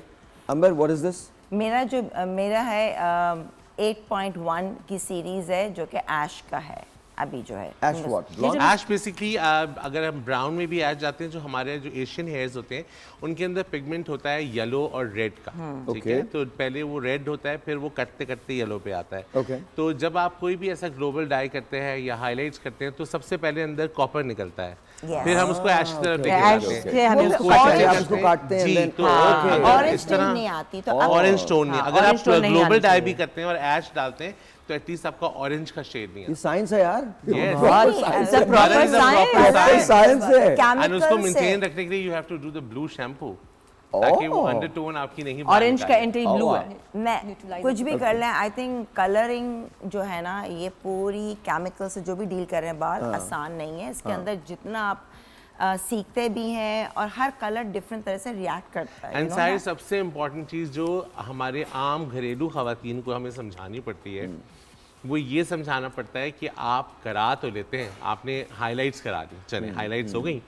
अब हाइलाइट्स में जो हमने ब्लीच किया है कलर, आपकी अंडरटोन को ख़त्म किया है और हमने वो कलर डाला है, वो पिगमेंट डाला है जो कंपनी मेक है, ह्यूमन में क्या आप क्या अल्लाह मियाँ का तो ओरिजिनल उन्होंने डाला हुआ है ना पिगमेंट, हम तो कंपनी का पिगमेंट डाल रहे हैं। तो अल्लाह मियाँ वाला कलर तो नहीं निकलता, लेकिन कंपनी का पिगमेंट जो है ना वो शैम्पू के बाद निकल जाता है। तो आपको उसको रीग्लॉस करना है, फिर उसको आपको ट्रीटमेंट लगाना है, उसका केयर करना है। लेकिन क्या होता है कि जब होता है हमारे पास उमूमन खवातीन आती हैं कि फुप्पो की बेटी की शादी तो इसलिए हम डाई करा रहे हैं, तो शादी जो गुजर जाती है लेकिन उसके बाद वो बात भूल जाती हैं। फिर वो ब्लेम करते हैं सैलून्स को कि देखो यार हाईलाइट्स ना कराना, मैंने कराया था ये हाल हो गए।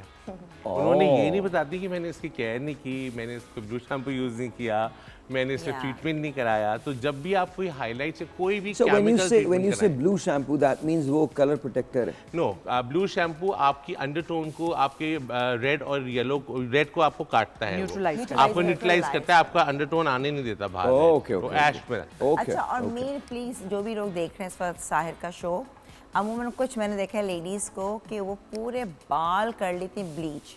अच्छा, पूरे बाल क्यों करते हैं ब्लीच? ब्लीच कोई अच्छा नहीं है बालों के लिए, जितना अवॉइड कर सकते हैं स्ट्रीक्स डाल लें, लो लाइट्स कर लें। लो लाइट्स बेसिकली होते हैं When you say bleach तो वो गोल्डन हो जाते हैं बाल एकदम गंदे। हाँ, वो अंदर से पूरा ऑरेंज टोन निकल आता है। ऑरेंज टोन ब्लीच, उस पर उनको पता नहीं कि कलर भी डालना है। और फिर वो जो ग्रो होता है ना पूरे बाल, कुछ भी कह रहे हो ब्लीच देखो डैमेज तो करता है, इट्स अ केमिकल तरीके से, उसमें भी क्वालिटीज़ हैं ब्लीच में, सस्ता अच्छा। तो अक्सर मैं देखा पूरे पूरे बाल ब्लीच होते हैं, वो गंदा कलर, तो वो प्लीज ब्लीच करके फिर कुछ कलर किया करें एटलीस्ट, वो घर में ही डायरेक्ट। हाँ, तो ये ना करें आप। एक टेलीफोन कॉल है, let's see this is online. अस्सलाम वालेकुम जी। वालेकुम सलाम। जी, आपका नाम? मेरा नाम मरियम है। कैसे हैं आप भाई? जी अल्लाह का शुक्र, बिल्कुल ठीक ठाक। कोई सवाल? मेरा आपसे सवाल है कि मेरी ड्राई स्किन है, मैं आपसे मेकअप के हवाले से। नहीं, मुझसे तो मत कीजिए मेकअप का सवाल। मेकअप का सवाल वकार से कीजिए, अंबर से कीजिए, मोना से कीजिए। Don't ask me about makeup, मैं तो इस्तेमाल ही नहीं करता, सो आपको नो आइडिया। एब्सोल्युटली। जी, आप जब डिज़ाइन करती हैं, क्लोथिंग डिज़ाइन करती हैं, तो क्या आप लोगों की किस चीज़ को मद्देनज़र रखती हैं? उनकी टोन को मद्देनज़र रखती हैं, उनके लाइफस्टाइल को मद्देनज़र रखती हैं, या फिर किस चीज़ पे फोकस करती हैं? सबसे पहले मैं देखती हूँ आपका फिजिक कैसा है। आपका फिजिक कैसा है? फिजिक कैसा है, ठीक है ना, और वो कौन से ओकेजन में पहन रही हैं। और उसके बाद सीज़न में देखती हूँ कि सबसे सीज़न क्या है। अगर आपका विंटर्स में है तो you need to go for a dark colours, summers हैं तो you need to have a light smoothie colours like beige है। तो is it a hard and fast rule के विंटर्स के अंदर आप दूसरे कलर्स नहीं hard and fast rule, but mostly लोग प्रेफर करते हैं आई गेस। अब जैसे कि नेचुरल एक वो बड़ा है जैसे बारिश में मैंने कहा समोसे, तो हम जैसे लोगों को क्या बोलेंगे, सर्दी और गर्मी डार्क ही पहनते हैं। कलर कितना अच्छा लग रहा है यार, मैं कहीं बारिश में लग रहा है। ये मेरे ख्याल में यूसुफ बशीर, हाँ, यूसुफ भाई भी, I can see from this, हाँ, वो लग रहा है, वो बिल्कुल लग रहा है। मेरे पास भी आपको द सेम थिंग। बिल्कुल बिल्कुल, जी जी प्लीज कंटिन्यू। तो पर्सनालिटी के हिसाब से हम जो है ड्रेस को जो है वो डिज़ाइन करते हैं। और अगर थोड़ा सा अगर जिनकी बल्कि तो आई यूज टू कवर कि हम स्टाइलिंग से और कट से आपकी बॉडी को थोड़ा सा हाइड कर सकें। अच्छा, एक telephone call, let's see who this is online. अस्सलाम वालेकुम जी। हेलो, कट गई कॉल। अच्छा, एक मुझे बात बताइएगा, लोग कहते हैं डिज़ाइनर्स बहुत महंगे होते हैं, is it true? Well they are true. जो स्पेशल जो हमारे जो डिज़ाइनर्स वाकई हैं तो दे आर नो डाउट। अच्छा, बट बेसिकली कुछ डिज़ाइनर्स ऐसे हैं जो हम स्टैंडर्ड कि वो मीडियोकर्स और हायर क्लास दोनों को कवर कर लेते हैं। नहीं, लेकिन अगर कोई किसी, लेकिन वो महंगे होने की वजह होती है, एक तो उनका एक्सपीरियंस, दूसरा उनके क्योंकि वो एक्सपीरियंस के हिसाब से कट डिजाइन करते हैं, एंड थर्ड थिंग कि जो वो काम करते हैं ना, जो कोरा यूज करते हैं, वो सच्चा काम होता है, तो वो आपका खराब नहीं होता। वही आप रेप्लिका जब बनवाते हैं तो वही आपको प्लास्टिक में मिलता है। सफाई, हाँ, कट्स एंड प्लस देखो कोई भी जब आप खुद भी कपड़ों करो ना तब आपको अंदाज़ा होता है, तो आसान नहीं है। कोई भी आप खुद से, मैं कपड़ा बनाने जाती हूँ, मैं भी कभी ऑर्डर्स लेती हूँ, तो उसमें आपको कपड़ा लेना, फिर लाना, उसकी डिज़ाइनिंग करना, एंड कस्टमर बहुत फिनिकी होता है। बिल्कुल, पहले हम वाइट ड्रेस लेते हैं, उसको फिर हम हिसाब से डाई करवाते हैं। आसान नहीं है। ब्रेक है। अच्छा, मुझे ब्रेक लेनी है। ब्रेक के बाद जब वापस आते हैं तो Waqar, you ready for it? Because आज आपने डेमोन्स्ट्रेट करना है, आज आप वकार से सीखेंगे। एंड एक छोटा सा ब्रेक लेते हैं, ब्रेक के बाद वो राइट बैक। Good morning.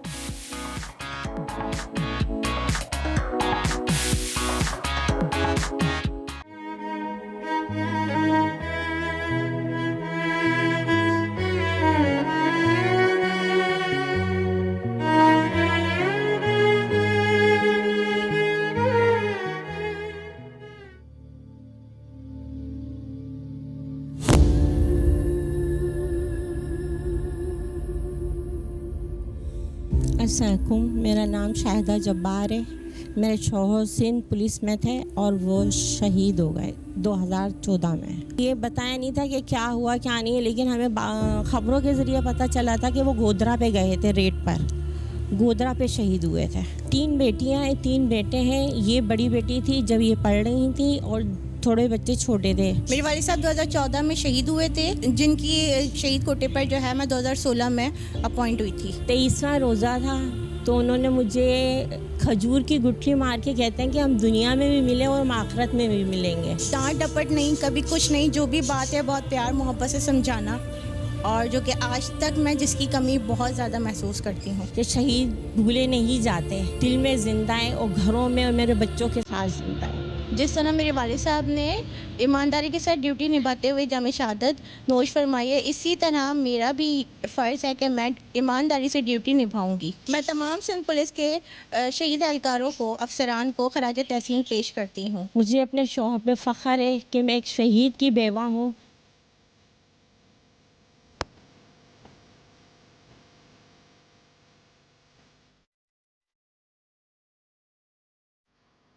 अस्सलाम जी, once again welcome back. Maryam मेरे साथ मौजूद हैं और उनकी मिसेस जो हैं वो मेरे साथ मौजूद हैं। अस्सलाम वालेकुम मरियम, कैसी हैं आप? वालेकुम सलाम, अल्हम्दुलिल्लाह ठीक ठाक। I know it's very difficult.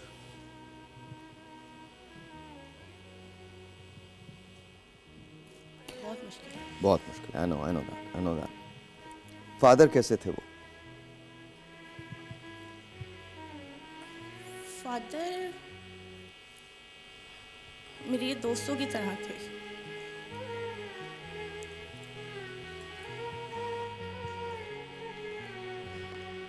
मतलब उनकी कमी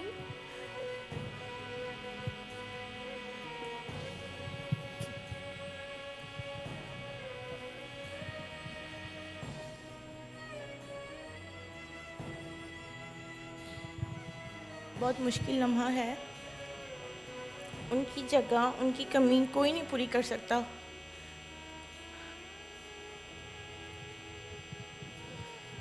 ओके।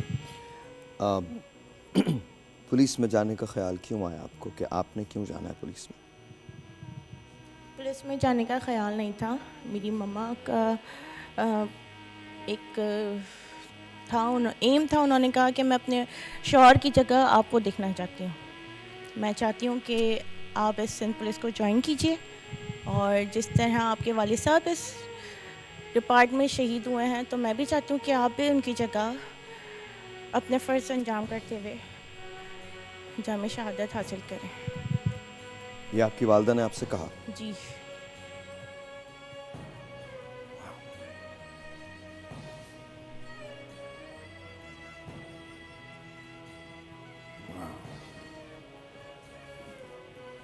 डिफ़िकल्ट, वेरी डिफ़िकल्ट, बहुत मुश्किल। अस्सलाम वालेकुम। अभी मैं देख रहा था जिस पैकेज के अंदर आपने ये कहा कि वो आपके साथ आपके घर में रहते हैं। ज़ाहिर है उनकी याद तो जा नहीं सकती।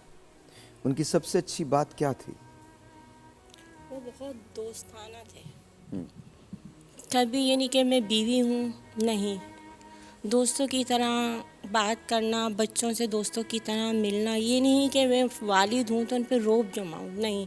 अगर कोई बात परेशान कर रही है तो बेटा आप मुझसे शेयर करो, मुझसे नहीं कर सकते तो आप अपनी मदर से करो। हफ्ते के दिन उनकी छुट्टी होती थी, वो एक गैदरिंग घर में लेके बैठते थे, फिर वो बच्चों से मसले पूछते थे और हल करते थे, फिर उनके साथ खेलना शुरू हो जाते थे। यानी वो दोस्त थे बस। वालिद का तो कहीं पे उनका नज़र ही नहीं आया कि कहीं वो वालिद हों। दोस्त, बेस्ट दोस्त थे वो। आपकी शादी कब हुई थी, कितने साल हो गए? शादी 1991 में हुई थी। 1991 में? जी। और उसके बाद कितने दिन का साथ रहा आपका? 16 23 साल। 23 साल का, 2014 तक 23 साल का।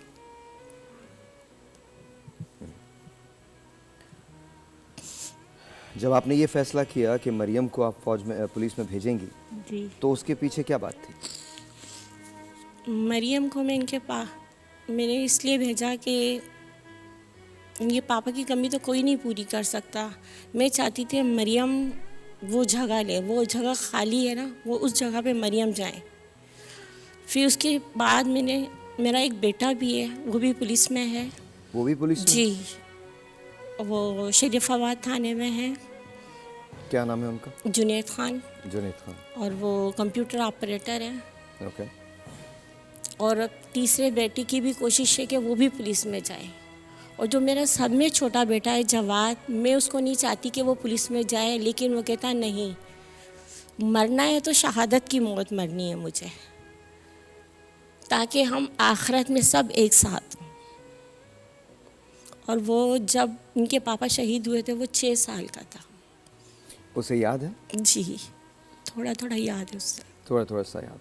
जाहिर है वो दिन तो बहुत मुश्किल दिन होगा आपके लिए, क्योंकि अभी जैसे आपने इसमें बताया कि आपको पता ही नहीं था, आपको खबरों के ज़रिए पता चला। जी, खबरों के ज़रिए पता चला।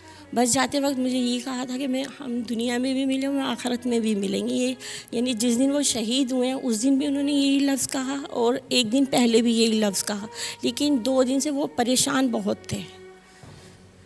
मैंने कहा कोई बात है तो आप शेयर करें। कह रहे नहीं, परेशान नहीं हो, लेकिन बस बच्चों का ख्याल रखना। जो मैंने कहा है इनको तालीम दिलवानी है, आपने बिल्कुल दुनिया की तरफ नहीं देखना। बहुत से लोग आपसे ये कहेंगे कि जब से आप इस घर में शिफ्ट हुई हैं तो ये घर आपके लिए मनहूस है, आपके शौहर के साथ ये हो गया, आप ये घर छोड़ दें। तो कभी बच्चियों का साथ है, आप इस घर से मत निकलना। तो मैंने कहा आज ऐसी बातें आप क्यों कर रहे हैं? आपने तो कभी ऐसी बातें नहीं की। कि ना बस समझ लें ये मेरी नसीहतें हैं आपके लिए। और ये बात उन्होंने कब की? ये बात उन्होंने अपनी शहादत से 1 दिन पहले।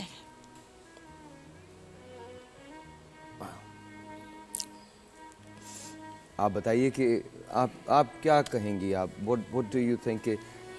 देखिए, बहुत ही ज़्यादा गमनाक मौका होता है जब एक अपने प्यारे की शहादत की इत्तला मिलती है घर में। मेरे अंकल भी शहीद हुए हैं और he was not in police, he was a doctor. Target killing में असैसिनेशन हुई है उनकी। तो ये बहुत ही गमनाक मौका होता है और ये ख़बर आपसे हज़म नहीं होती, काबिल बर्दाश्त नहीं होती। हमें वो रात याद है किस तरह हमने वो पूरी रात गुजारी थी जब उनकी इत्तला मिली थी और वो शहीद घर में मौजूद थे। बहुत मुश्किल मरहला होता है और फिर उसके बाद दोबारा से जी उठना। लेकिन हर वक्त ये फीलिंग होती है शायद वो अभी कहीं से आ जाएंगे। तो शहीद चूँकि हमेशा ज़िंदा है, अल्लाह रब्बुल आलमीन ने हमसे वादा किया है, तो हमें ऐसा महसूस होता है कि वो भी हमारे अराउंड सराउंडिंग में कहीं मौजूद हैं। और ऐसा महसूस नहीं होता कि वो चले गए हमारे पास से। फिज़िकल अपीयरेंस तो नहीं, ऑफ कोर्स इंतकाल हो जाता है इंसान का, एक दुनिया से दूसरी दुनिया में मुंतकली हो जाती है, लेकिन वो रूहानी तौर पर आपके साथ मौजूद होते हैं, अपने प्यारों का एहसास छोड़ जाते हैं। वो हमेशा वहाँ मौजूद हैं। जैसे मरियम ने कल अपनी फीलिंग्स का इजहार किया, इनसे मेरी डिटेल डिस्कशन हुई कि इनको महसूस होता है इनके वालिद साहब इनके साथ मौजूद हैं। तो एक ताकत होती है जो अपने प्यारों का, और ये अल्लाह की तरफ से खुदादाद हौसला होता है। जब अल्लाह ताला आपको किसी गम के लिए तैयार करता है तो उसके लिए हौसला भी दे देता है। तो आप देखिए ये कितना जाबाज हौसला है इस खातून का, इस बच्ची का। ASI मरियम हमारे साथ मौजूद है, तो ये काबिल दीद है और मैं सल्यूट करती हूँ मरियम को भी और उनकी पूरी फैमिली को। एक telephone call, let's see who this is online. अस्सलाम वालेकुम। अस्सलाम वालेकुम। अस्सलाम वालेकुम जी, मुझे आपकी आवाज़ नहीं आ रही। हेलो, अस्सलाम वालेकुम। अगर आप अपने टेलीविज़न का वॉल्यूम बंद कर दें तो मैं सुन पाऊंगा आपको। हेलो, अच्छा, आई थिंक कॉल ड्रॉप हो गई। क्या कहती हैं डॉक्टर साहब आप? मुझे इस बात पे बहुत खुशी होती है जब मैं किसी शहीद की फैमिली को ये कहते हुए सुनती हूँ कि मेरा एक और बच्चा भी पुलिस में है और मैं एक और बच्चे को पुलिस में लाना चाहती हूँ। मैं समझती हूँ ये बहुत बड़ा हौसला, बहुत बड़ी बहादुरी और एक पैशन है जो इस कौम में अभी भी बाकी है कि जब एक घर का फ़र्द शहीद हो जाता है उसके बावजूद भी वो चाहते हैं कि मेरी बच्ची या मेरा बच्चा दोबारा इस महकमे में जाए। ये वो जज्बा है जो हर पाकिस्तानी के अंदर होना चाहिए कि हम एक कौम होकर सोचें कि अगर मेरा बच्चा इस कौम के लिए शहीद हो रहा है तो मैं और बच्चे भी कुर्बान करूँ। ये एक कौम होने की निशानी है, मैं समझती हूँ, और इनकी फैमिली में ये जज्बा मौजूद है। माशाल्लाह। आप देखेंगे साहिर साहब कि ये मेरे नज़दीक शायद ये बहुत ही यूनिक एक इनका स्पिरिट है और ये स्पिरिट आपको दुनिया में आप बहुत बड़ी कीमत भी लगा लें तो ये स्पिरिट आपको नहीं मिलती। ये बहुत ही कीमती चीज़ है कि अपनी जान देने के बावजूद भी, और ऐसी एक फैमिली नहीं है, ये बहुत सारी ऐसी फैमिलीज़ हैं, सैकड़ों की तादाद में ऐसी फैमिलीज़ हैं जिनमें शहीद होने के बाद उन्हीं की फैमिली से उनके बेटे, उनके भाई, उनकी बेटियां, बच्चियां भी पुलिस में आ रही हैं और इस सर्विस को ज्वाइन कर रही हैं और वो उस लेगेसी को कंटिन्यू कर रही हैं। और ये हमारे लिए बड़ा हौसला अफजा है कि जो चिराग इनके वालिद ने जलाए थे या जो चिराग हमारे शहीदों ने जलाए थे, वो इंशाअल्लाह ताला उनकी रोशनी जो है वो क़यामत तक जारी रहेगी। बेशक बेशक। हमारे पास ऐसी भी एग्जांपल्स हैं जिसमें एक घर में बाप भी शहीद हुआ है, बेटे भी शहीद हुए, जिन्होंने पुलिस में आकर और ये इस जैसे सर ने अभी बात की उसको कंटिन्यू किया, इस रीत को, इस रिवायत को, और मुल्क पर जान निसार करने के लिए किसी किस्म की भी कुर्बानी देने से दरेक नहीं किया। एक ही ख़ानदान के कई लोग शहीद हुए हैं। अच्छा, यहाँ बहुत सारे ऐसे लोग हैं, अगली ब्रेक के अंदर मैं आपसे उनका तारुफ करवाऊँगा, उनसे मुलाकात करवाऊँगा। मुझे तो बिल्कुल सुहेल के बारे में नहीं पता था, इनके जो बड़े भाई थे वो भी उन्होंने भी जाम शहादत नोश किया था। तो इनसे सबसे आपकी मुलाकात कराऊँगा, इनकी अपनी कहानियाँ। मरियम, मैं आपकी तरफ आता हूँ। अभी जैसे आपने बात की कि आपके वालिद जो थे वो आपके दोस्त थे, कोई एक ऐसी बात, कोई एक ऐसी याद जो आप हमसे शेयर करना चाहें अपने वालिद की?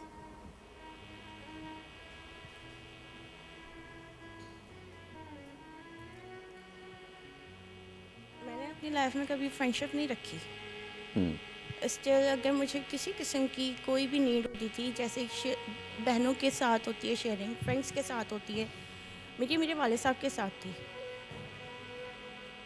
और लास्ट टाइम मुझे वो दिन अच्छे से याद है कि मेरे वालिद साहब मेरे बड़े भाई, मतलब मुझसे जो छोटे भाई हैं, उनके डॉक्यूमेंटेशन फिल कर रहे थे और उन्होंने मुझे कहा कि मैं चाहता हूँ कि क्या पता इस घर से जो है ना 2 पुलिस वाले एक साथ निकले।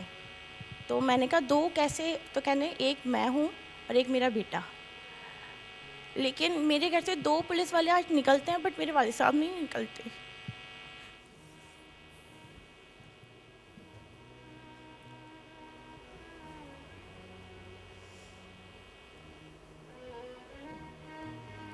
मुझे उनकी शहादत से एक दिन पहले वो दिन भी याद है कि 24 रमज़ान था और वो ड्यूटी पे जाते हैं और कहते हैं कि बेटा सुबह मैंने वापस आना है और आप ना तैयार रहिएगा, ईद की शॉपिंग करनी है।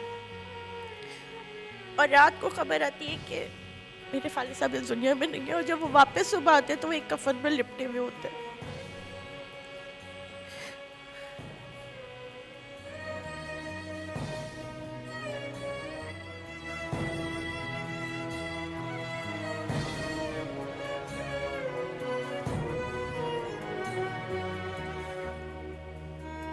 आई नो बेटा, आपकी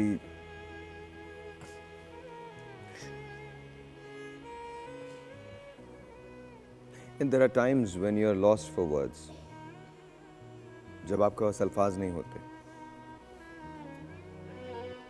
ब्रेक लेते।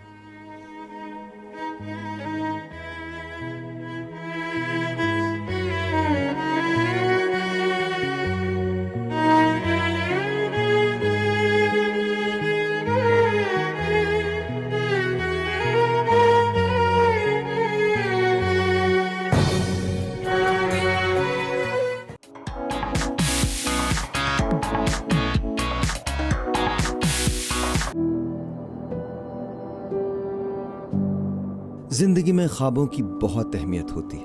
ख्वाब पाने के लिए आंधियों से लड़ना पड़ता है, तूफानों से गुजरना पड़ता है, दुनिया की साजिशों का सामना करना पड़ता है, ना चाहते हुए भी मुस्कुराना पड़ता है, ये कहना पड़ता है yes I can, yes I shall, yes I must. जिस्म थक जाए तो रूह को ताकत देनी पड़ती है, रूह थक जाए तो जिस्म को आवाज देनी पड़ती है। उन रास्तों पे चलना पड़ता है जो इंतहाई मुश्किल है। डिप्रेशन में रहना पड़ता है, डिप्रेशन से बाहर आना पड़ता है, नाकामियों को सहना पड़ता है, कामयाबियों को आर्जी समझ के मुसलसल काम करना पड़ता है। आपका ख्वाब क्या है? बड़ी गाड़ी, बड़ा घर, बहुत सारा पैसा, बहुत सारी शोहरत, दिल का सुकून, ये आपका ख्वाब है।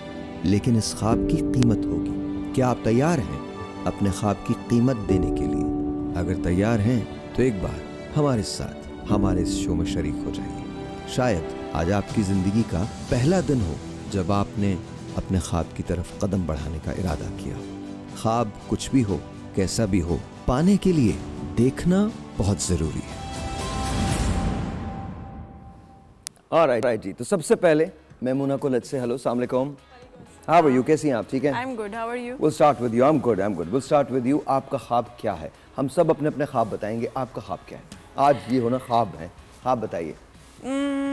To become a top actress of the world. Of the world? No, Of the that's world. good. That's good. बहुत अच्छी बात है। जी, उरुसा आपका? मेरा ख्वाब है पाकिस्तान को इस मकाम पे देखने का जहाँ पे बाहर से लोग आएँ, इन्वेस्ट करें, मुल्क में तरक्की हो, टूरिस्ट आए। और कल ही की ख़बर है कि मैं न्यूज़ पढ़ रही थी तो मुझे पता चला हमारे जो पड़ोसी मुल्क है वो अब they are now looking forward for 2036 Olympics कि वो होस्ट करे वो मुल्क। हम किस मुल्क की बात करें? इंडिया? हम अपने, जी बिल्कुल। तो पड़ोसी नहीं, इंडिया ही है। हाँ। हम क्यों पड़ोसी कहते हैं? चले, मतलब सबको तो, पता है। हाँ। तो मुझे देख के उनके लिए तो खुशी हुई लेकिन अपने मुल्क के लिए दुख हुआ। ख्वाब आपका? बचपन से तो बहुत सारे ख्वाब देखे, एक बताइए जो बस करना चाहती हैं। अब एट लास्ट मैं इस पे पहुंची हूँ कि मैं कुछ करना चाहती हूँ कि नाम हो मेरा, नाम हो जाने के बाद, शोहरत। मतलब ऐसा नाम नहीं कि मुझे शोहरत मिल जाए, शोहरत मुझे मिल गई है, लेकिन मैं कुछ ऐसा अच्छा काम कर जाऊँ। बैंक लूट लें? नहीं, मैं कोई अच्छा बड़े काम लोग कर जाने के बाद जाऊँ आपको कि याद जो रखेंगे। दुनिया में हाँ, नाम सही हो। बता रहा हूँ, बैंक लूटना, अब मैं नाम भी बता दूँ बैंकों के, लूट लें आप, मेरे नज़र है में लूट लें। ऐसे नहीं मेरे खिलाफ तुम्हारी नज़र है, और बैंक लूट जाए, लूटे कोई पकड़ा मैं जाऊँ, खुदा को वास्ता मजाक कर रहा हूँ। सर आपका ख्वाब? मेरा ख्वाब है कि जो भी दुखी इंसान हो ना उसकी मैं मदद कर सकूं। बहुत दुखी हूँ, मुझे पैसा चाहिए, मेरी मदद कर दो खुदा, हम लोग बहुत दुखी हैं। चलें, आज आपके साथ काम करेंगे। बस डन डन। जब आप काम करेंगे तो पैसा आ जाएगा, मगर मिल के करेंगे। और मैं अक्सर लोगों को कहता हूँ कि पैसा हासिल करना मुश्किल नहीं है, नामुमकिन नहीं है, मगर मेहनत करना बहुत ज़रूरी है। और वो जो डिटर्मिनेशन, जहन में सोच लें कि मुझे पैसे बनाने, इसकी मिसाल हमें आप लोगों ने बड़ा सुना होगा, रतन टाटा, बिल गेट्स। मैं आपको सिंपल सी मिसाल देता हूँ, एक बिरयानी वाले की जिससे मेरी मुलाकात हुई थी कई साल पहले, रेड़े पे बैठा हुआ था और उसके सामने बहुत बड़ी बिरयानी की दुकान थी, मगर वो रेड़े वाले ने कहा कि एक दिन साहब मैं बहुत बड़ा आदमी बनूंगा। और ये उस वक्त कहा था जब मैं एक छोटा बच्चा था, मैं वहाँ से गुजर रहा था और वो तोल के बिरयानी दे रहा था। जी हाँ, वो बिरयानी वाला और कोई नहीं, वो हाजी साहब हैं, स्टूडेंट बिरयानी के मालिक। एक रेड़े से लेके आज पूरी दुनिया में उन्होंने अपना नाम किया। तो हम अपने मुल्क की पहचान बनाएंगे और हम ये समझेंगे जब वो रेड़े से, ना वो पढ़ा लिखा इंसान था, ना ही उसके पास बिल्डिंगें थे, एक ईमान था, एक ख्वाब था, एक डिटर्मिनेशन थी जो उसे वो लेके चला। और वो बिरयानी वाला आज कहाँ पहुँच गया आप सबको पता है। एक टेलीफोन कॉल है, वो लेते फिर उसके बाद बात करते हैं। अस्सलाम वालेकुम जी। जी वालेकुम सलाम जी, आपका नाम? जी महनाज सादकाबाद से। जी महनाज, कहिए क्या कहना चाहती हैं? हाँ जी, good morning to our guest and good morning to you. Good morning. Good morning. जी, मैं आज का टॉपिक तो बहुत अच्छा है, तो मैं इस वाले से बात करना चाहूँगी कि मेरे वालिद साहब भी नहीं है, मेरे भाई भी नहीं है, तो मतलब मुझ पे जो गुजरी है वो मतलब खुदा और खुदा के साथ बेहतर जानती है कि मेरी वालदा बहुत बीमार रहती हैं। मेरा मतलब जो ख्वाब था वो पूरा नहीं हो सका। मैं घर में अकेली होती हूँ, ज़ाहिर है घर को भी देखना होता है, अम्मी की देखभाल करनी होती है। तो मेरे अब्बू का ख्वाब था डॉक्टर बनने का, तो मैं पढ़ रही थी, तो फिर मेरे अब्बू की डेथ हो गई, तो बहुत दुख हुआ कि मेरे अब्बू का ख्वाब पूरा नहीं हो सका। लेकिन उम्मीद है इंशाअल्लाह अल्लाह पाक की ज़ात से एक ना एक दिन मेरा ये ख्वाब पूरा होगा। तो फिर बाद में मैंने अब्बू के जाने के बाद मैंने टीचिंग की, घर को देखा, घर को संभाला, हम ज़ाहिर है सब कुछ मैनेज करना पड़ता है। तो इंशाअल्लाह अल्लाह पाक की ज़ात से उम्मीद है हालात जैसे भी हो अल्लाह पाक का शुक्र अदा करना चाहिए। अच्छा महनाज, एक सवाल पूछूं आपसे? जी जी। ये बताइए कि अभी तो आप जिंदा हैं ना, ये पता है आपको? जी जी। तो ये बिल्कुल ना सोचें कि आपका ख्वाब पूरा नहीं हुआ। अभी तो मतलब जिंदगी पड़ी है, अभी तो यूर अलाइव अल्हम्दुलिल्लाह, अभी तो बहुत कुछ और होगा, अभी तो बहुत जिंदगी के अंदर आप आगे बढ़ेंगी। कल हमने एक शो किया था जिसके अंदर हमने आपको बताया था आप इंटरनेट पे, सोशल मीडिया पे कैसे पैसा बना सकते हैं। आज हम आपको ये बता रहे हैं कि आप ख्वाब कैसे जी सकते हैं। सो प्लीज अंडरस्टैंड, आपकी जिंदगी देखो, जो आप सोचोगे ना बस वही होगा, तो सोचना अच्छा है। यूनिवर्स, कायनात आपसे बात करती है। जब आप ये कहते हैं ना, देखिए मैं कभी लाइफ के अंदर जब मैं नहीं हूँगा तो आप एक मेरी किताब पढ़ेंगे, उसका नाम है द रेंटेड लाइफ। आज नाम पहले ही बताया, it's called the rented life. और वो किताब जो है वो उसका पहला चैप्टर मेरी ज़िंदगी का आखिरी चैप्टर होगा। मेरा वो आखिरी दिन जो इनकम्प्लीट होगा, जो मैं लिख नहीं पाऊँगा, वो वाला दिन होगा। उसको पढ़िएगा और कोशिश मैं करूँगा मैं यहाँ इस मुल्क में मतलब मुझे ना रखा जाए, क्योंकि हो सकता है उसके बाद निकाल के मारे मुझे, तो मैं नहीं चाहूँगा कि मैं यहाँ हूँ। लेकिन the book is called the rented life, किराए की ज़िंदगी, ये बुक का उन्वान है। So please understand this, please understand. अगर मैं आपको अपनी ज़िंदगी बताऊं तो आपको लगेगा कि मैं पता नहीं कौन कौन सी चीज़ों से गुजरा हूं और मुझे तो मर जाना चाहिए, मुझे तो कोने में बैठ के रोना चाहिए, मैं डिप्रेशन के अंदर आ जाऊं। But depression is the last thing that I ever be in. Depression में आता हूँ 10 मिनट 15 मिनट, मैक्सिमम 4 5 6 घंटे के लिए। इससे ज़्यादा डिप्रेशन मुझे कभी नहीं हुआ, बिकॉज अभी मरा ही नहीं हूँ मैं, अभी तो मैं जिंदा हूँ। I can do anything and everything. तो मुझे काम करना है, हम काम करें, काम करने के बाद डिसाइड करेंगे ख्वाब पूरा होता है कि नहीं होता। सदफ, आपका ख्वाब क्या है? मेरा ख्वाब पाकिस्तान में एक शो मैंने देखा था इंग्लैंड में, और वो हर साल वहाँ पे इंट्रोड्यूस होता है। तो वो मेरा ड्रीम है कि वो मैं पाकिस्तान में वो करूँ, जिसमें वो हेयर का शो है बेसिकली, जिसमें आप कुछ उनकी कहना चाहिए एपिसोड्स होते हैं जिसमें वो जो बेस्ट हेयर ड्रेसर्स होते हैं उनको लेते हैं और फिर उनसे काम करवाते हैं, जो डिफरेंट उनको टारगेट्स दिए जाते हैं।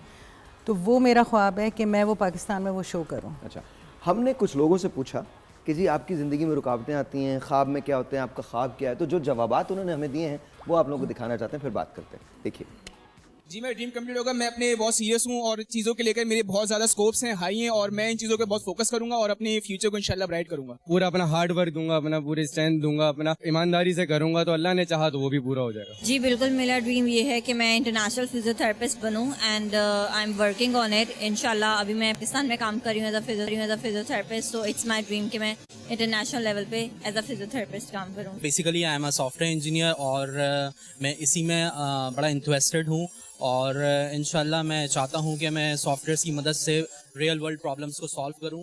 अपनी हर्डल्स को सॉल्व करके, उनको फेस करके, स्ट्रगल्स को मतलब कंप्लीट करके जो है मैं उसको कोप अप करूँगी सब चीज़ों को, और अपना ड्रीम पूरा करूँगी। सबसे बड़ी रुकावट ये है कि हमारे यहाँ मयार को वैल्यू नहीं दी जाती। हमारे यहाँ सोर्स की ज़्यादा वैल्यू होती है, वहाँ मयार को देखा नहीं जाता। तो मुझे कोशिश करनी कि मैं प्रोफेशनल इतनी हो जाऊं कि मुझे इन सब चीज़ों का डर नहीं रहे। मैं अपना ड्रीम पूरा करने के लिए वो स्पेसिफिक इम्पैक्ट और स्टेप्स ले रही हूँ जो मेरे ड्रीम को हासिल करने के लिए मुझे मदद देगा, और उसके लिए मैं जी जान से मेहनत कर रही हूँ। जी कोशिश, आई थिंक कोशिश करनी चाहिए, और अगर कोशिश पूरी है तो फिर आपको, अगर वो आपके लिए अच्छा है तो आपका ख्वाब भी पूरा होता है। ऑलराइट जी, किसी ने ब्लूमबर्ग से पूछा, एक खातून आई ब्लूमबर्ग से पूछा कि मेरे हस्बैंड नहीं हैं, वो चले गए मुझे छोड़ के, और मैं ज़िंदगी में अकेली हो गई मेरे 5 बच्चे हैं, मुझे क्या करना चाहिए? तो उसने एक जवाब दिया। उसने कहा 2 काम हो सकते हैं, एक तो ये कि सारी उम्र ये कंप्लेन करती रहो और कुछ ना करो, या दूसरा काम ये है कि काम करो। उस औरत ने काम किया and today she is a millionaire. काम करने से सब कुछ होता है, कंप्लेन करने से कुछ नहीं होता। ये जो अगेन मुझे माजरत के साथ, हम ना अक्सर लोग ज़िंदगी कहाँ ख़त्म करते हैं, उसने मुझे छोड़ दिया, मेरा तो इससे रिश्ता अच्छा नहीं है, मेरे ये दोस्त बुरे हैं, अभी वो कंप्लेन कर रही थी कि मैं यार अच्छा नहीं है एंड ऑल दैट। इन चीज़ों से बाहर निकलें।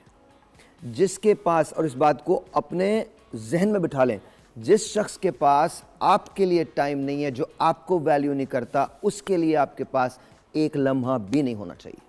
I am really sorry, I don't believe in this बकवास के मैं प्यार कर रही हूँ, मैं प्यार कर रहा हूँ, मैं नाखून, माफ़ कर दो प्लीज़, माफ़ कर दो। काम करो, उठो काम करो, बहुत मिल जाएंगे प्यार करने वाले, करोड़ों मिलते हैं, डायम अ डजन।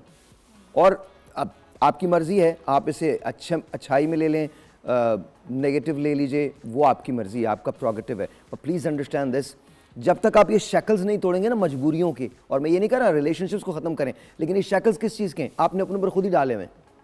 मैं ये नहीं कर सकता, मैं वो नहीं कर सकता, मैं ये नहीं कर सकती, मैं वो नहीं कर सकती, दुनिया वाले क्या कहेंगे, मेरे दोस्त क्या कहेंगे मुझे। दुनिया वाले आपको पैसे देते हैं आके जब आपके बच्चों को रोटी नहीं होती, दुनिया वाले पैसे देते हैं आपको जब आपको बिजली का बिल भरना होता है, दुनिया वाले पैसे देते हैं। तो दुनिया वालों की इतनी फिक्र करनी है आपको। ब्रेक जी, ब्रेक के बाद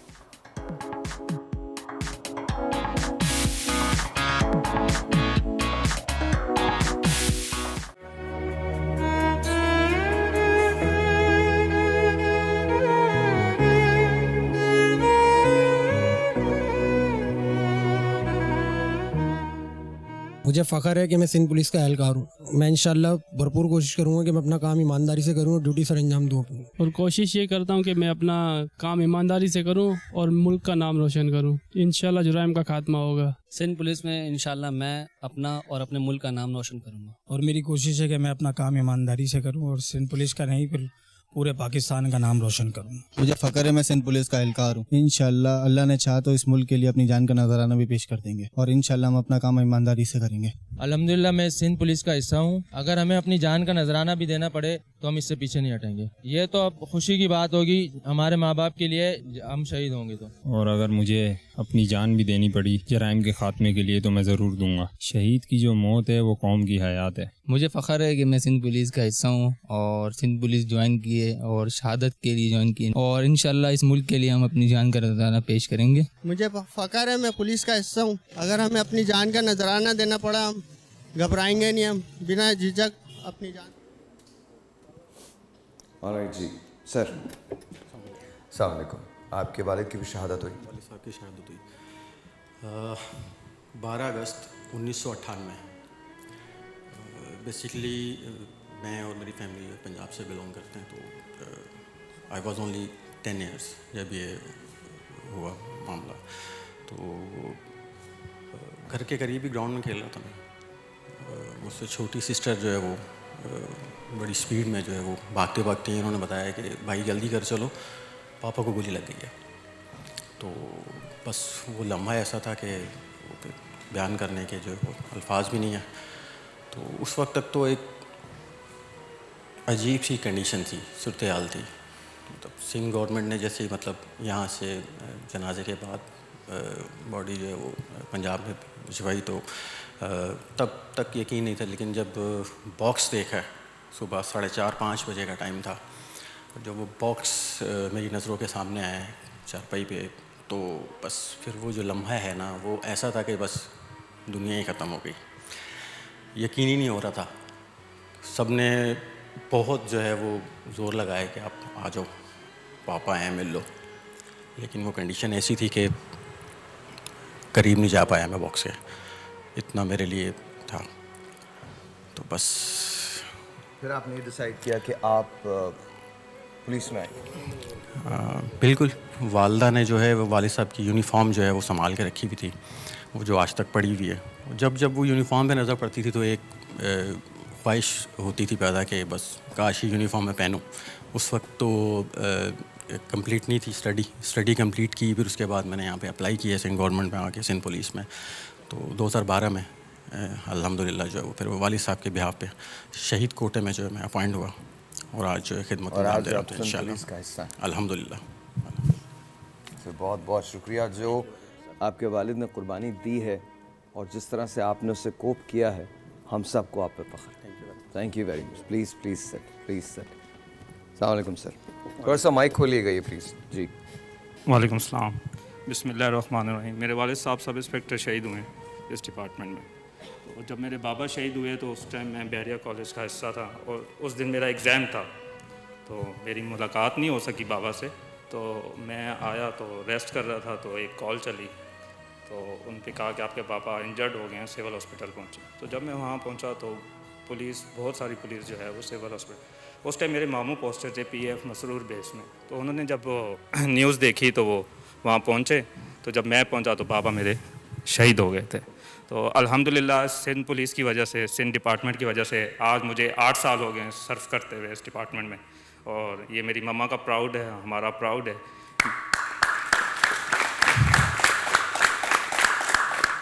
सिंध पुलिस ने हमेशा एक कदम आगे बढ़ के हमें किसी चीज़ की कभी कोई इशू नहीं हुई, ना फाइनेंशियल इशू हुए किसी किस्म के।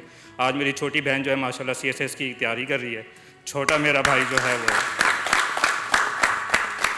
जो छोटे मेरे भाई हैं माशाल्लाह कतर में सेट हो चुके हैं। मैं खुद यहाँ सर्व कर रहा हूँ और ये यूनिफॉर्म हर किसी के नसीब में नहीं होती। ये बात हम इंशाल्लाह इस डिपार्टमेंट का नाम रोशन करेंगे और जितना हो सका हम इस डिपार्टमेंट के लिए हाजिर और हमारी जान भी इस डिपार्टमेंट के लिए हाजिर। आज मेरी मम्मा इस्लामाबाद में होती हैं, शिफ्ट हैं, वो मुझे देख रही हैं, मैं भी उनका प्राउड हूँ। ये यूनिफॉर्म उनका प्राउड है। आज भी बाबा की जो यूनिफॉर्म है वो आज भी फ्रेम है हमारे ड्राइंग रूम में, कोई उन्हें हाथ नहीं लगा सकता हमारी मम्मा के पास।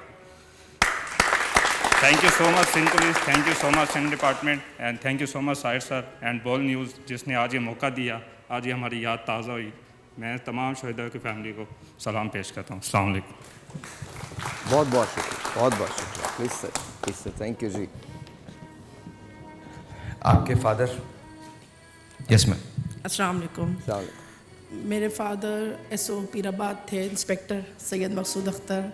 मैं 8 साल की थी जब मेरे फादर शहीद किए गए। ड्यूटी पे गए थे तो 2 लोग लड़के बाइक पर आए, उनको गोली मारकर चले गए थे। अपनी ड्यूटी पे खड़े थे। अब्बू सुबह मुझे स्पेशली हमें तैयार करके अब्बू ने स्कूल के लिए भेजा गया और बस ये कहा था कि बेल नहीं बजाना, मुझे टाइम लगेगा, अम्मी सो रही है, अम्मी की नींद डिस्टर्ब हो जाएगी, वापस नहीं आना ना, मैं ड्यूटी पर चला जाऊँगा। अच्छे से याद है मुझे, मैं और मेरी बड़ी बहन गए थे। फिर हमें न्यूज़ चैनल पे हेडलाइंस चल गई थी कि SO पीराबाद को पैर पे गोली मारी है। हम लोग स्कूल से आ गए, बहन ने बताया, वो अब्बू के बैजेस हाथ में लेके खड़ी थी दूसरी वाली बहन कि अब्बू को मार दिया, अब्बू शहीद हो गए। घर में हमारे पूरे इतने रश, सारे पुलिस वाले, ट्रैफिक पुलिस वाले सब कुछ जमा थे। अम्मी को पहले बताया था कि सिर्फ पैर पे लगी, अम्मी जाने लगी अब्बासी शहीद, तो फिर पुलिस वालों ने रोक लिया कि नहीं साहब को लेकर आ रहे घर पर। तो बस फिर अब्बू की डेड बॉडी ही घर पर आई थी। आज अब्बू को 18 साल हो गए। मैं बहुत छोटी थी, मेरा ही था, मैं हमेशा अब्बू को वर्दी पहनते हुए तैयार होते हुए देखती थी। तो तब से मेरा था कि अब्बू, मतलब जैसे अब्बू पुलिस में है तो मैं भी जाऊंगी, लेकिन ये नहीं सोचा था कि अब्बू की ही जगह हमें सीट मिलेगी और शहीद कोटे पर मैं इधर भर्ती होंगी। मुझे 1 साल ही हुआ है, मैं 23 के बैच की हूँ, अभी मैं पुलिस ट्रेनिंग पर ही हूँ। लेकिन जाहिर सी बात है 18 साल, हम 4 बहनें हैं, सबसे छोटी मेरी 2.5 साल की बहन थी। आज वो भी माशाल्लाह 21-22 साल की हो गई है, फार्मेसी कर रही है। लेकिन जितना भी टाइम गुजर जाए वो वाली जगह अब्बू की तो कभी भी फिल हो नहीं सकती। लेकिन हाँ ये है कि हर टाइम पर हमारे घर पे हमेशा ये पुलिस, जो भी अब्बू के हेड होते थे, वो आते थे, अम्मी से पूछते थे कि आपको किसी चीज़ की परेशानी है नहीं है। मेरी भर्ती के लिए बहुत सारे पुलिस वालों ने बहुत हेल्प आउट किया, हर साल पूछते थे। बस के जैसे जैसे मेरा मास्टर्स हुआ, फिर जैसे उन्होंने जॉब्स हुई, शहीद कोटे की खुली, उन्होंने हमारा सारे काम प्रॉपर तरीके से करो, अल्हम्दुलिल्लाह फिर अपॉइंटमेंट हमारा हो गया। वेरी नाइस जी, बहुत बहुत शुक्रिया, हमें आप पे फ़ख्र है। तशरीफ़ रखिए। आपसे तो मेरी बात हुई है।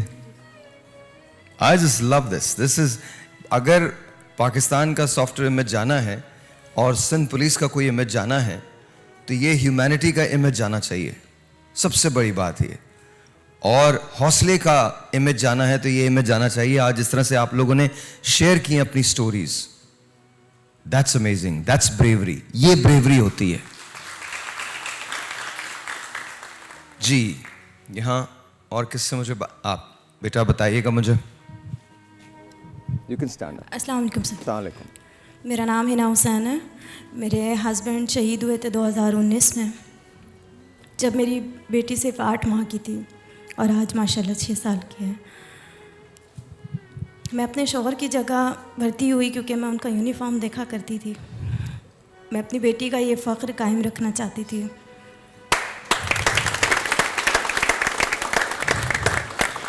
और मेरे शौहर की एक बात जो हमेशा याद रहती थी मुझे, जिसकी वजह से मैं यहाँ आऊँ आज, कि मेरे बच्चों की परवरिश कभी मजलूम, बेचारी और कमज़ोर औरत बनकर मत करना। वाह, वेरी नाइस। तो उनकी ये बात आज मुझे यहाँ इस मुकाम पर लेकर आई है और मुझे खुशी होती है जब मेरी बेटी सबको बताती है कि मेरी मम्मा पुलिस में है। थैंक यू वेरी मच, बहुत बहुत शुक्रिया। खड़े हो जाएं सर। अस्सलाम वालेकुम। वालेकुम अस्सलाम। सर बताइए। सर मेरा नाम अली हसन है। मेरे वाले साहब साहिब इंस्पेक्टर मोहम्मद रशीद शहीद थे। तो वाले साहब शहीद होने से पहले तकरीबन 5 मिनट पहले वाले साहब की कॉल आई है। कॉल पे हमारे सब बहन भाइयों की बात हुई है। मैं खुद ही बड़ा हूँ, सरबराह हूँ घर का। तो उस टाइम मेरी एज तकरीबन 10 साल थी। तो मेरे वाले साहब की कॉल आई है, बात हुई है, ठीक ठाक थे अल्हम्दुलिल्लाह। शाम की ड्यूटी थी तो वाले साहब का फ़ोन बंद हुआ। जैसे ही 2 मिनट बाद फिर एक ऑफिसर की कॉल आई है मेरे को कि आपके वाले साहब का एक्सीडेंट हुआ है। तो मैंने फ़ौरन चौंक गया। मैंने बोला वाले साहब तो ड्यूटी पे खड़े हुए, एक्सीडेंट कैसे हो गया? तो मैंने जब दोबारा कॉल की खुद, तो मेरे को बोला कि आपके वाले साहब शहीद हो गए हैं, आप ऐसा करें कि अब्बासी शहीद हॉस्पिटल पहुँचें। लेकिन हम उस टाइम सेटल हैं लाहौर में। मैंने बोला मेरा तो कोई भी जानने वाला नहीं है वहाँ पे, तो हम लाहौर कैसे पहुँचेंगे? तो मेरे को बोला कि बेटा आप फिर इधर किसी से कांटेक्ट करो। तो मेरे मामू इधर होते थे। फिर मैंने मामू अपने को बताया। मामू मेरे ने बोला मेरे को पता चल गया, मैं उधर ही जा रहा हूँ। तो उस टाइम फेस करना मेरे लिए बड़ा मुश्किल बन गया था कि वाले साहब शहीद हो गए। 10 साल मेरी खुद की एज है और मेरे से 3 भाई मेरे और छोटे। तो अल्हम्दुलिल्लाह फिर भी मेरे को फ़ख्र है कि मेरे वाले साहब शहीद हैं आज तक। और आज तक मेरे डिपार्टमेंट ने मेरे को वाले साहब की कमी महसूस नहीं होनी दी। वाह वाह, क्या बात है। और मेरे को फ़ख्र है कि मेरी जब भी परेशानी, जब भी मुश्किल आती थी तो मेरे वाले साहब की तरह मेरे जो वाले साहब के दोस्त थे, डिपार्टमेंट था, वो द्वार बन के खड़ा रहता था मेरे पीछे। और मुझे फ़ख्र है कि आज मैं सिंध पुलिस का खुद हिस्सा हूँ अल्हम्दुलिल्लाह। अगर मेरी भी इसी डिपार्टमेंट में शहादत हो जाए तो मैं फ़ख्र महसूस करूँगा कि मैं अपनी जॉब करते हुए, सरकारी काम करते हुए शहीद हुआ हूँ। मेरे पास एक शहीद की कहानी और है। शुहदा तो बेशुमार हैं, लेकिन एक शहीद की कहानी और है, वो ब्रेक के बाद होगी। और उसके बाद एक हम मुश्तरका कोशिश करेंगे। And I want everyone in Pakistan and everywhere else, जहाँ भी आप सुन रहे हो और आप पाकिस्तानी हैं, आप भी हमारे साथ उस कोशिश में शरीक हो जाइएगा।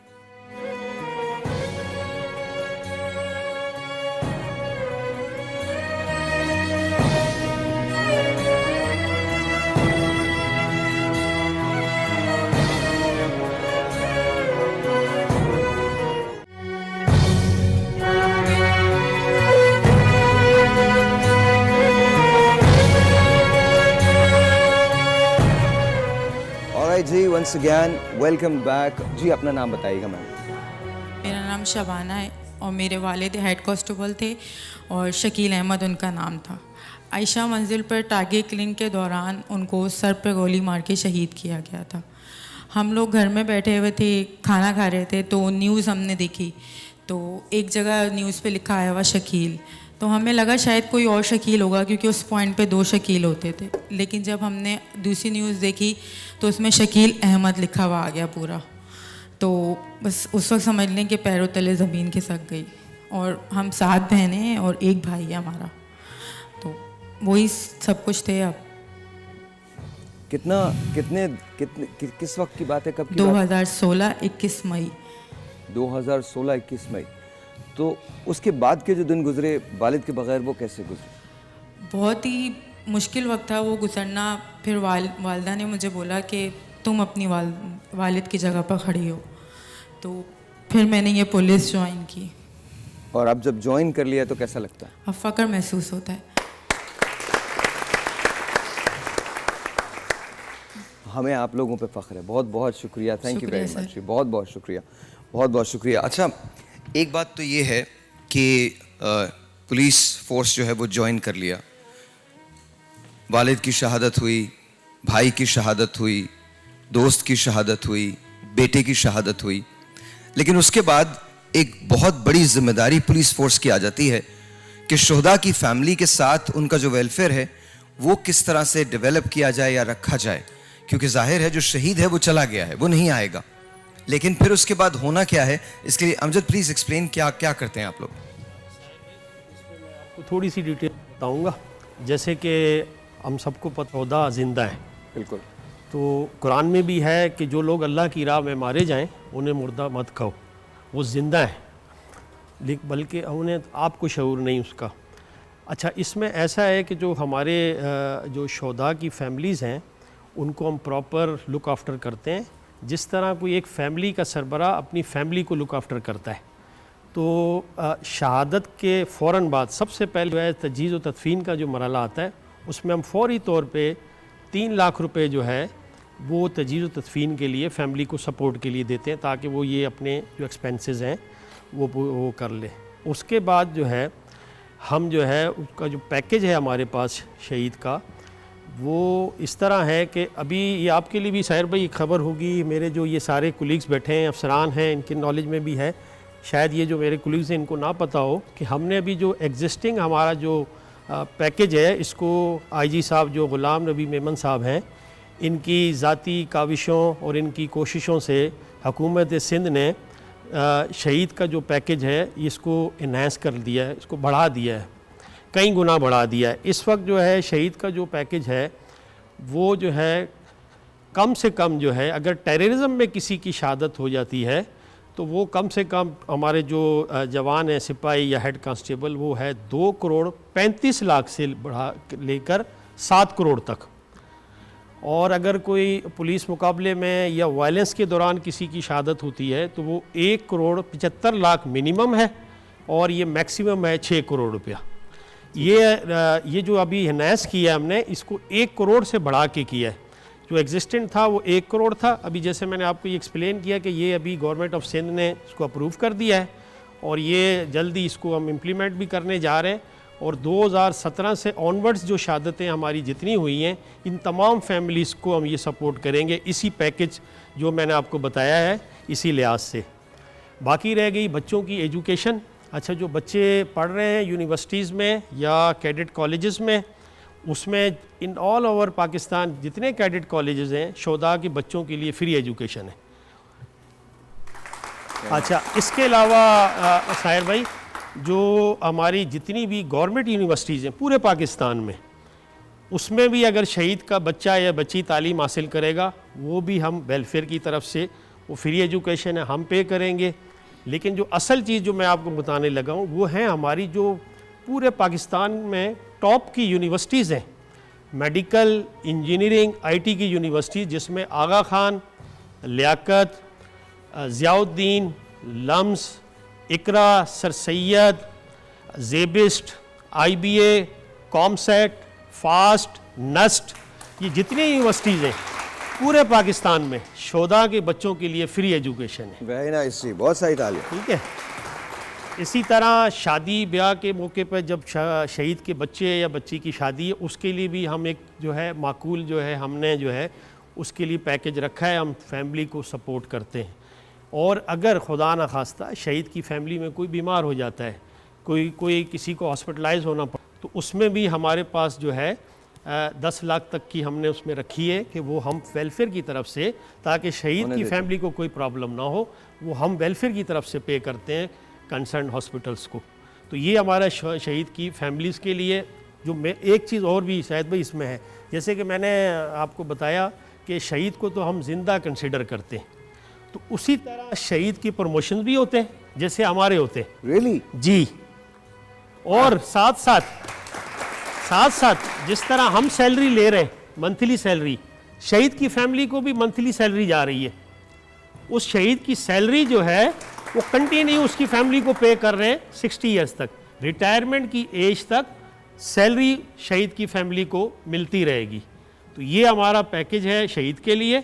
साथ साथ में आपको, जैसे हमारे सर ने बताया था, अली रज़ा साहब ने, हम अपने गाजियों को भी इसी तरह याद रखते हैं, उनकी भी वेलफेयर करते हैं। 5 सालों में हमने अपने गाजियों का जो टॉप के हमारे प्राइवेट हॉस्पिटल्स हैं उसमें हमने उनकी ट्रीटमेंट कराई है। 28 करोड़ से ज़्यादा हमने उनकी इलाज मुआवजे पे जो है वो खर्च किया है। तकरीबन 350 हमारे गाजी जो ज़ख्मी हुए थे इन द लाइन ऑफ ड्यूटी। और इसमें जैसे सर ने, अली रज़ा साहब ने कहा, कुछ ऐसे हैं जो बेचारे परमानेंट पैरालाइज हो गए, उनको भी हम मंथली लुक आफ्टर करते हैं। और फॉलोअप ट्रीटमेंट अगर किसी को घर पे चाहिए, कोई फिजियोथेरेपी चाहिए, होम नर्सिंग चाहिए, वो भी हम वेलफेयर की तरफ से अरेंज करते हैं। Very nice. और दूसरा ये है कि गाजियों के लिए भी हमने अभी जो पैकेज है इसको रिवाइज़ किया, एनहेंस किया है। इस वक्त जो था वो 10 लाख रुपए था, मैक्सिमम कम से कम 5 लाख था। इसको भी गवर्नमेंट ऑफ सिंध ने, आईजी साहब की इसमें ज़ाती काविशें थी, तो गवर्नमेंट ऑफ सिंध ने इसको भी बढ़ा दिया है। अब हमारा अगर कोई गाजी खुदा न खास्ता उसका कोई ऑर्गन बॉडी का ज़ाया हो जाता है और वो परमानेंट डिसेबल हो जाता है, उसको 1 करोड़ रुपए हम उसको जो है सपोर्ट के लिए देते हैं उसको। और अगर माइनर उसको हुआ है, अगर टेम्परेरी उसकी कोई इंजरी हुई है, तो उसको भी इन्होंने रिवाइज़ करके 25 लाख कर दिया है। तो ये हमारी गवर्नमेंट ऑफ सिंध ने ये हमारे शोधा और गाजियों के लिए ये जो मैंने आपको मुख्तसरन बताया, ये देखें जैसे मैंने बताया कि शहीद का तो कोई नेमुल बदल, उसकी ज़िंदगी का कोई नेमुल बदल नहीं है, क्योंकि ज़िंदगी से ज़्यादा तो कोई चीज़ कीमती नहीं है। लेकिन सिर्फ हमने इस चीज़ को इंश्योर किया है कि हमारी शोधा की फैमिलीज़ को या गाजियों को जो है प्रॉब्लम कोई ना हो, किसी हवाले से फाइनेंशियली उनको किसी तरह का कोई प्रॉब्लम ना हो। तो हम as a family Sindh police जो है हम उनको प्रॉपर लुक आफ्टर करते हैं। बहुत बहुत शुक्रिया, थैंक यू, बहुत शुक्रिया आपका Sohail, thank you so very much. Time is winding down और टाइम बिल्कुल भी नहीं होगा हमारे पास, बहुत थोड़ा वक्त है। मैं आप लोगों से रिक्वेस्ट करूंगा 30 सेकंड्स के लिए कोई मैसेज देना चाहें। मैम आपसे शुरू करें। शहीद की जो मौत है वो कौम की हयात है। सिंध पुलिस हर साल की तरह इस साल भी यौम शहदाए पुलिस खराज अक़ीदत के साथ मना रही है और ये 4 अगस्त को मनाने का मकसद पुलिस की हाईएस्ट कमांड वर्दी आईजीपी सिफत गयूर साहब की जाम शहादत नोश करना है। और वो 4 अगस्त को पेशावर में एक बॉम्ब ब्लास्ट में उन्होंने जाम शहादत नोश किया। उसी ज़मन में आज 4 अगस्त को मंसूब किया गया और तमाम शहदा को खराज अक़ीदत पेश करते हैं और इसी तरह हौसले और अज़म के साथ हम डटे रहेंगे अपने महाज़ों पर और दुश्मन का मुकाबला करेंगे। सर, मुझे फ़ख्र है कि मैं उस फोर्स का हिस्सा हूँ जहाँ इंसान जो जवान है हमारा ये अफसर, वो अपनी जान की परवाह भी नहीं करता। सर जी हाँ, यौम शहदा पे ये पैगाम है कि ये वो फोर्स है जिसमें लोगों ने अपनी जानों की नजराने पेश किए और उनकी एक बड़ी तादाद है और ये उनकी लेगेसी है जिसको आज अफसरान और जवानों ने आगे लेकर चलना है। और साथ ही साथ ये सॉलिडेरिटी का डे है उनकी फैमिलीज़ के साथ, उनके ख़ानदानों के साथ। मैम जी, यौम शहदाए पुलिस मनाने का मकसद ये है कि हम शहदा पुलिस को और उनकी फ़ैमिली को खराज तहसीन और खराज अक़ीदत पेश करें और हमें ये मैसेज दें कि हम आप पे और आपकी फ़ैमिलीज़ पे फ़ख्र महसूस करते हैं जो इस कौम की जालुमान की हिफाजत के लिए अपनी जान का नजराना पेश करते हैं। बहुत बहुत शुक्रिया, thank you so very much. अब इससे पहले कि हम उस फाइनल सरप्राइज़ की तरफ जाएं, सरप्राइज़ क्या है? सादत ही है मेरे लिए। प्लीज़ अंडरस्टैंड कि वो सारी बातें जो आपने सोची हैं पुलिस के बारे में, आज दिल पे हाथ रख के बताइएगा कि आपको कैसा लगा। स्टोरीज़ आपने सुनी, ये दुनिया के ताकतवर तरीन लोग हैं जो शोलों का सामना करते हैं every single day in the line of fire, in the line of duty, they are the front liners. ये खड़े हो जाते हैं सामने। आप जो भी महसूस करें, लेकिन एक बात याद रखिएगा, खून का रंग सबका एक जैसा है, रिश्तों के ढंग सबके एक जैसे हैं, तकलीफ दर्द सबका एक सा है, बेटियां सबकी सांझी हैं, दर्द सबका मुश्तरक है। वो पुलिस के शोहदा जो अपनी फैमिलीज़ के साथ नहीं हैं, बिलाशुबा शहीद कभी नहीं मरा करते, लेकिन फ़िज़िकली वो वहाँ से चले जाते हैं। मरीम की मिसाल आपके सामने है। आज तक इन्हें अपने बाबा याद है और याद रहेंगे हमेशा। इनकी बेगम कहती हैं कि वो इनके साथ रहते हैं। बेशुमार ऐसे लोग हैं। अभी इनसे जब मेरी बात हुई तो ये कहने लगे, मैंने वो कॉफन बॉक्स है वो तक मैंने नहीं देखा, मैं उसके करीब नहीं जा सका। इमेजिन कीजिए। आइए मिलके खड़े होते हैं। आप पाकिस्तान में जहाँ जहाँ मुझे देख रहे हैं, कौमी तराने के लिए खड़े हो जाइए, वेयर एवर यू आर।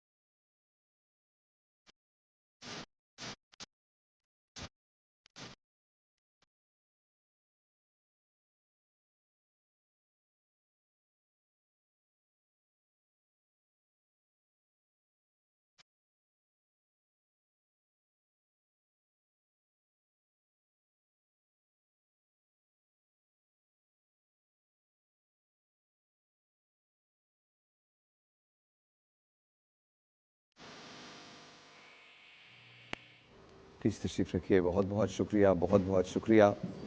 जाते जाते आपसे सिर्फ एक दरख्वास्त है,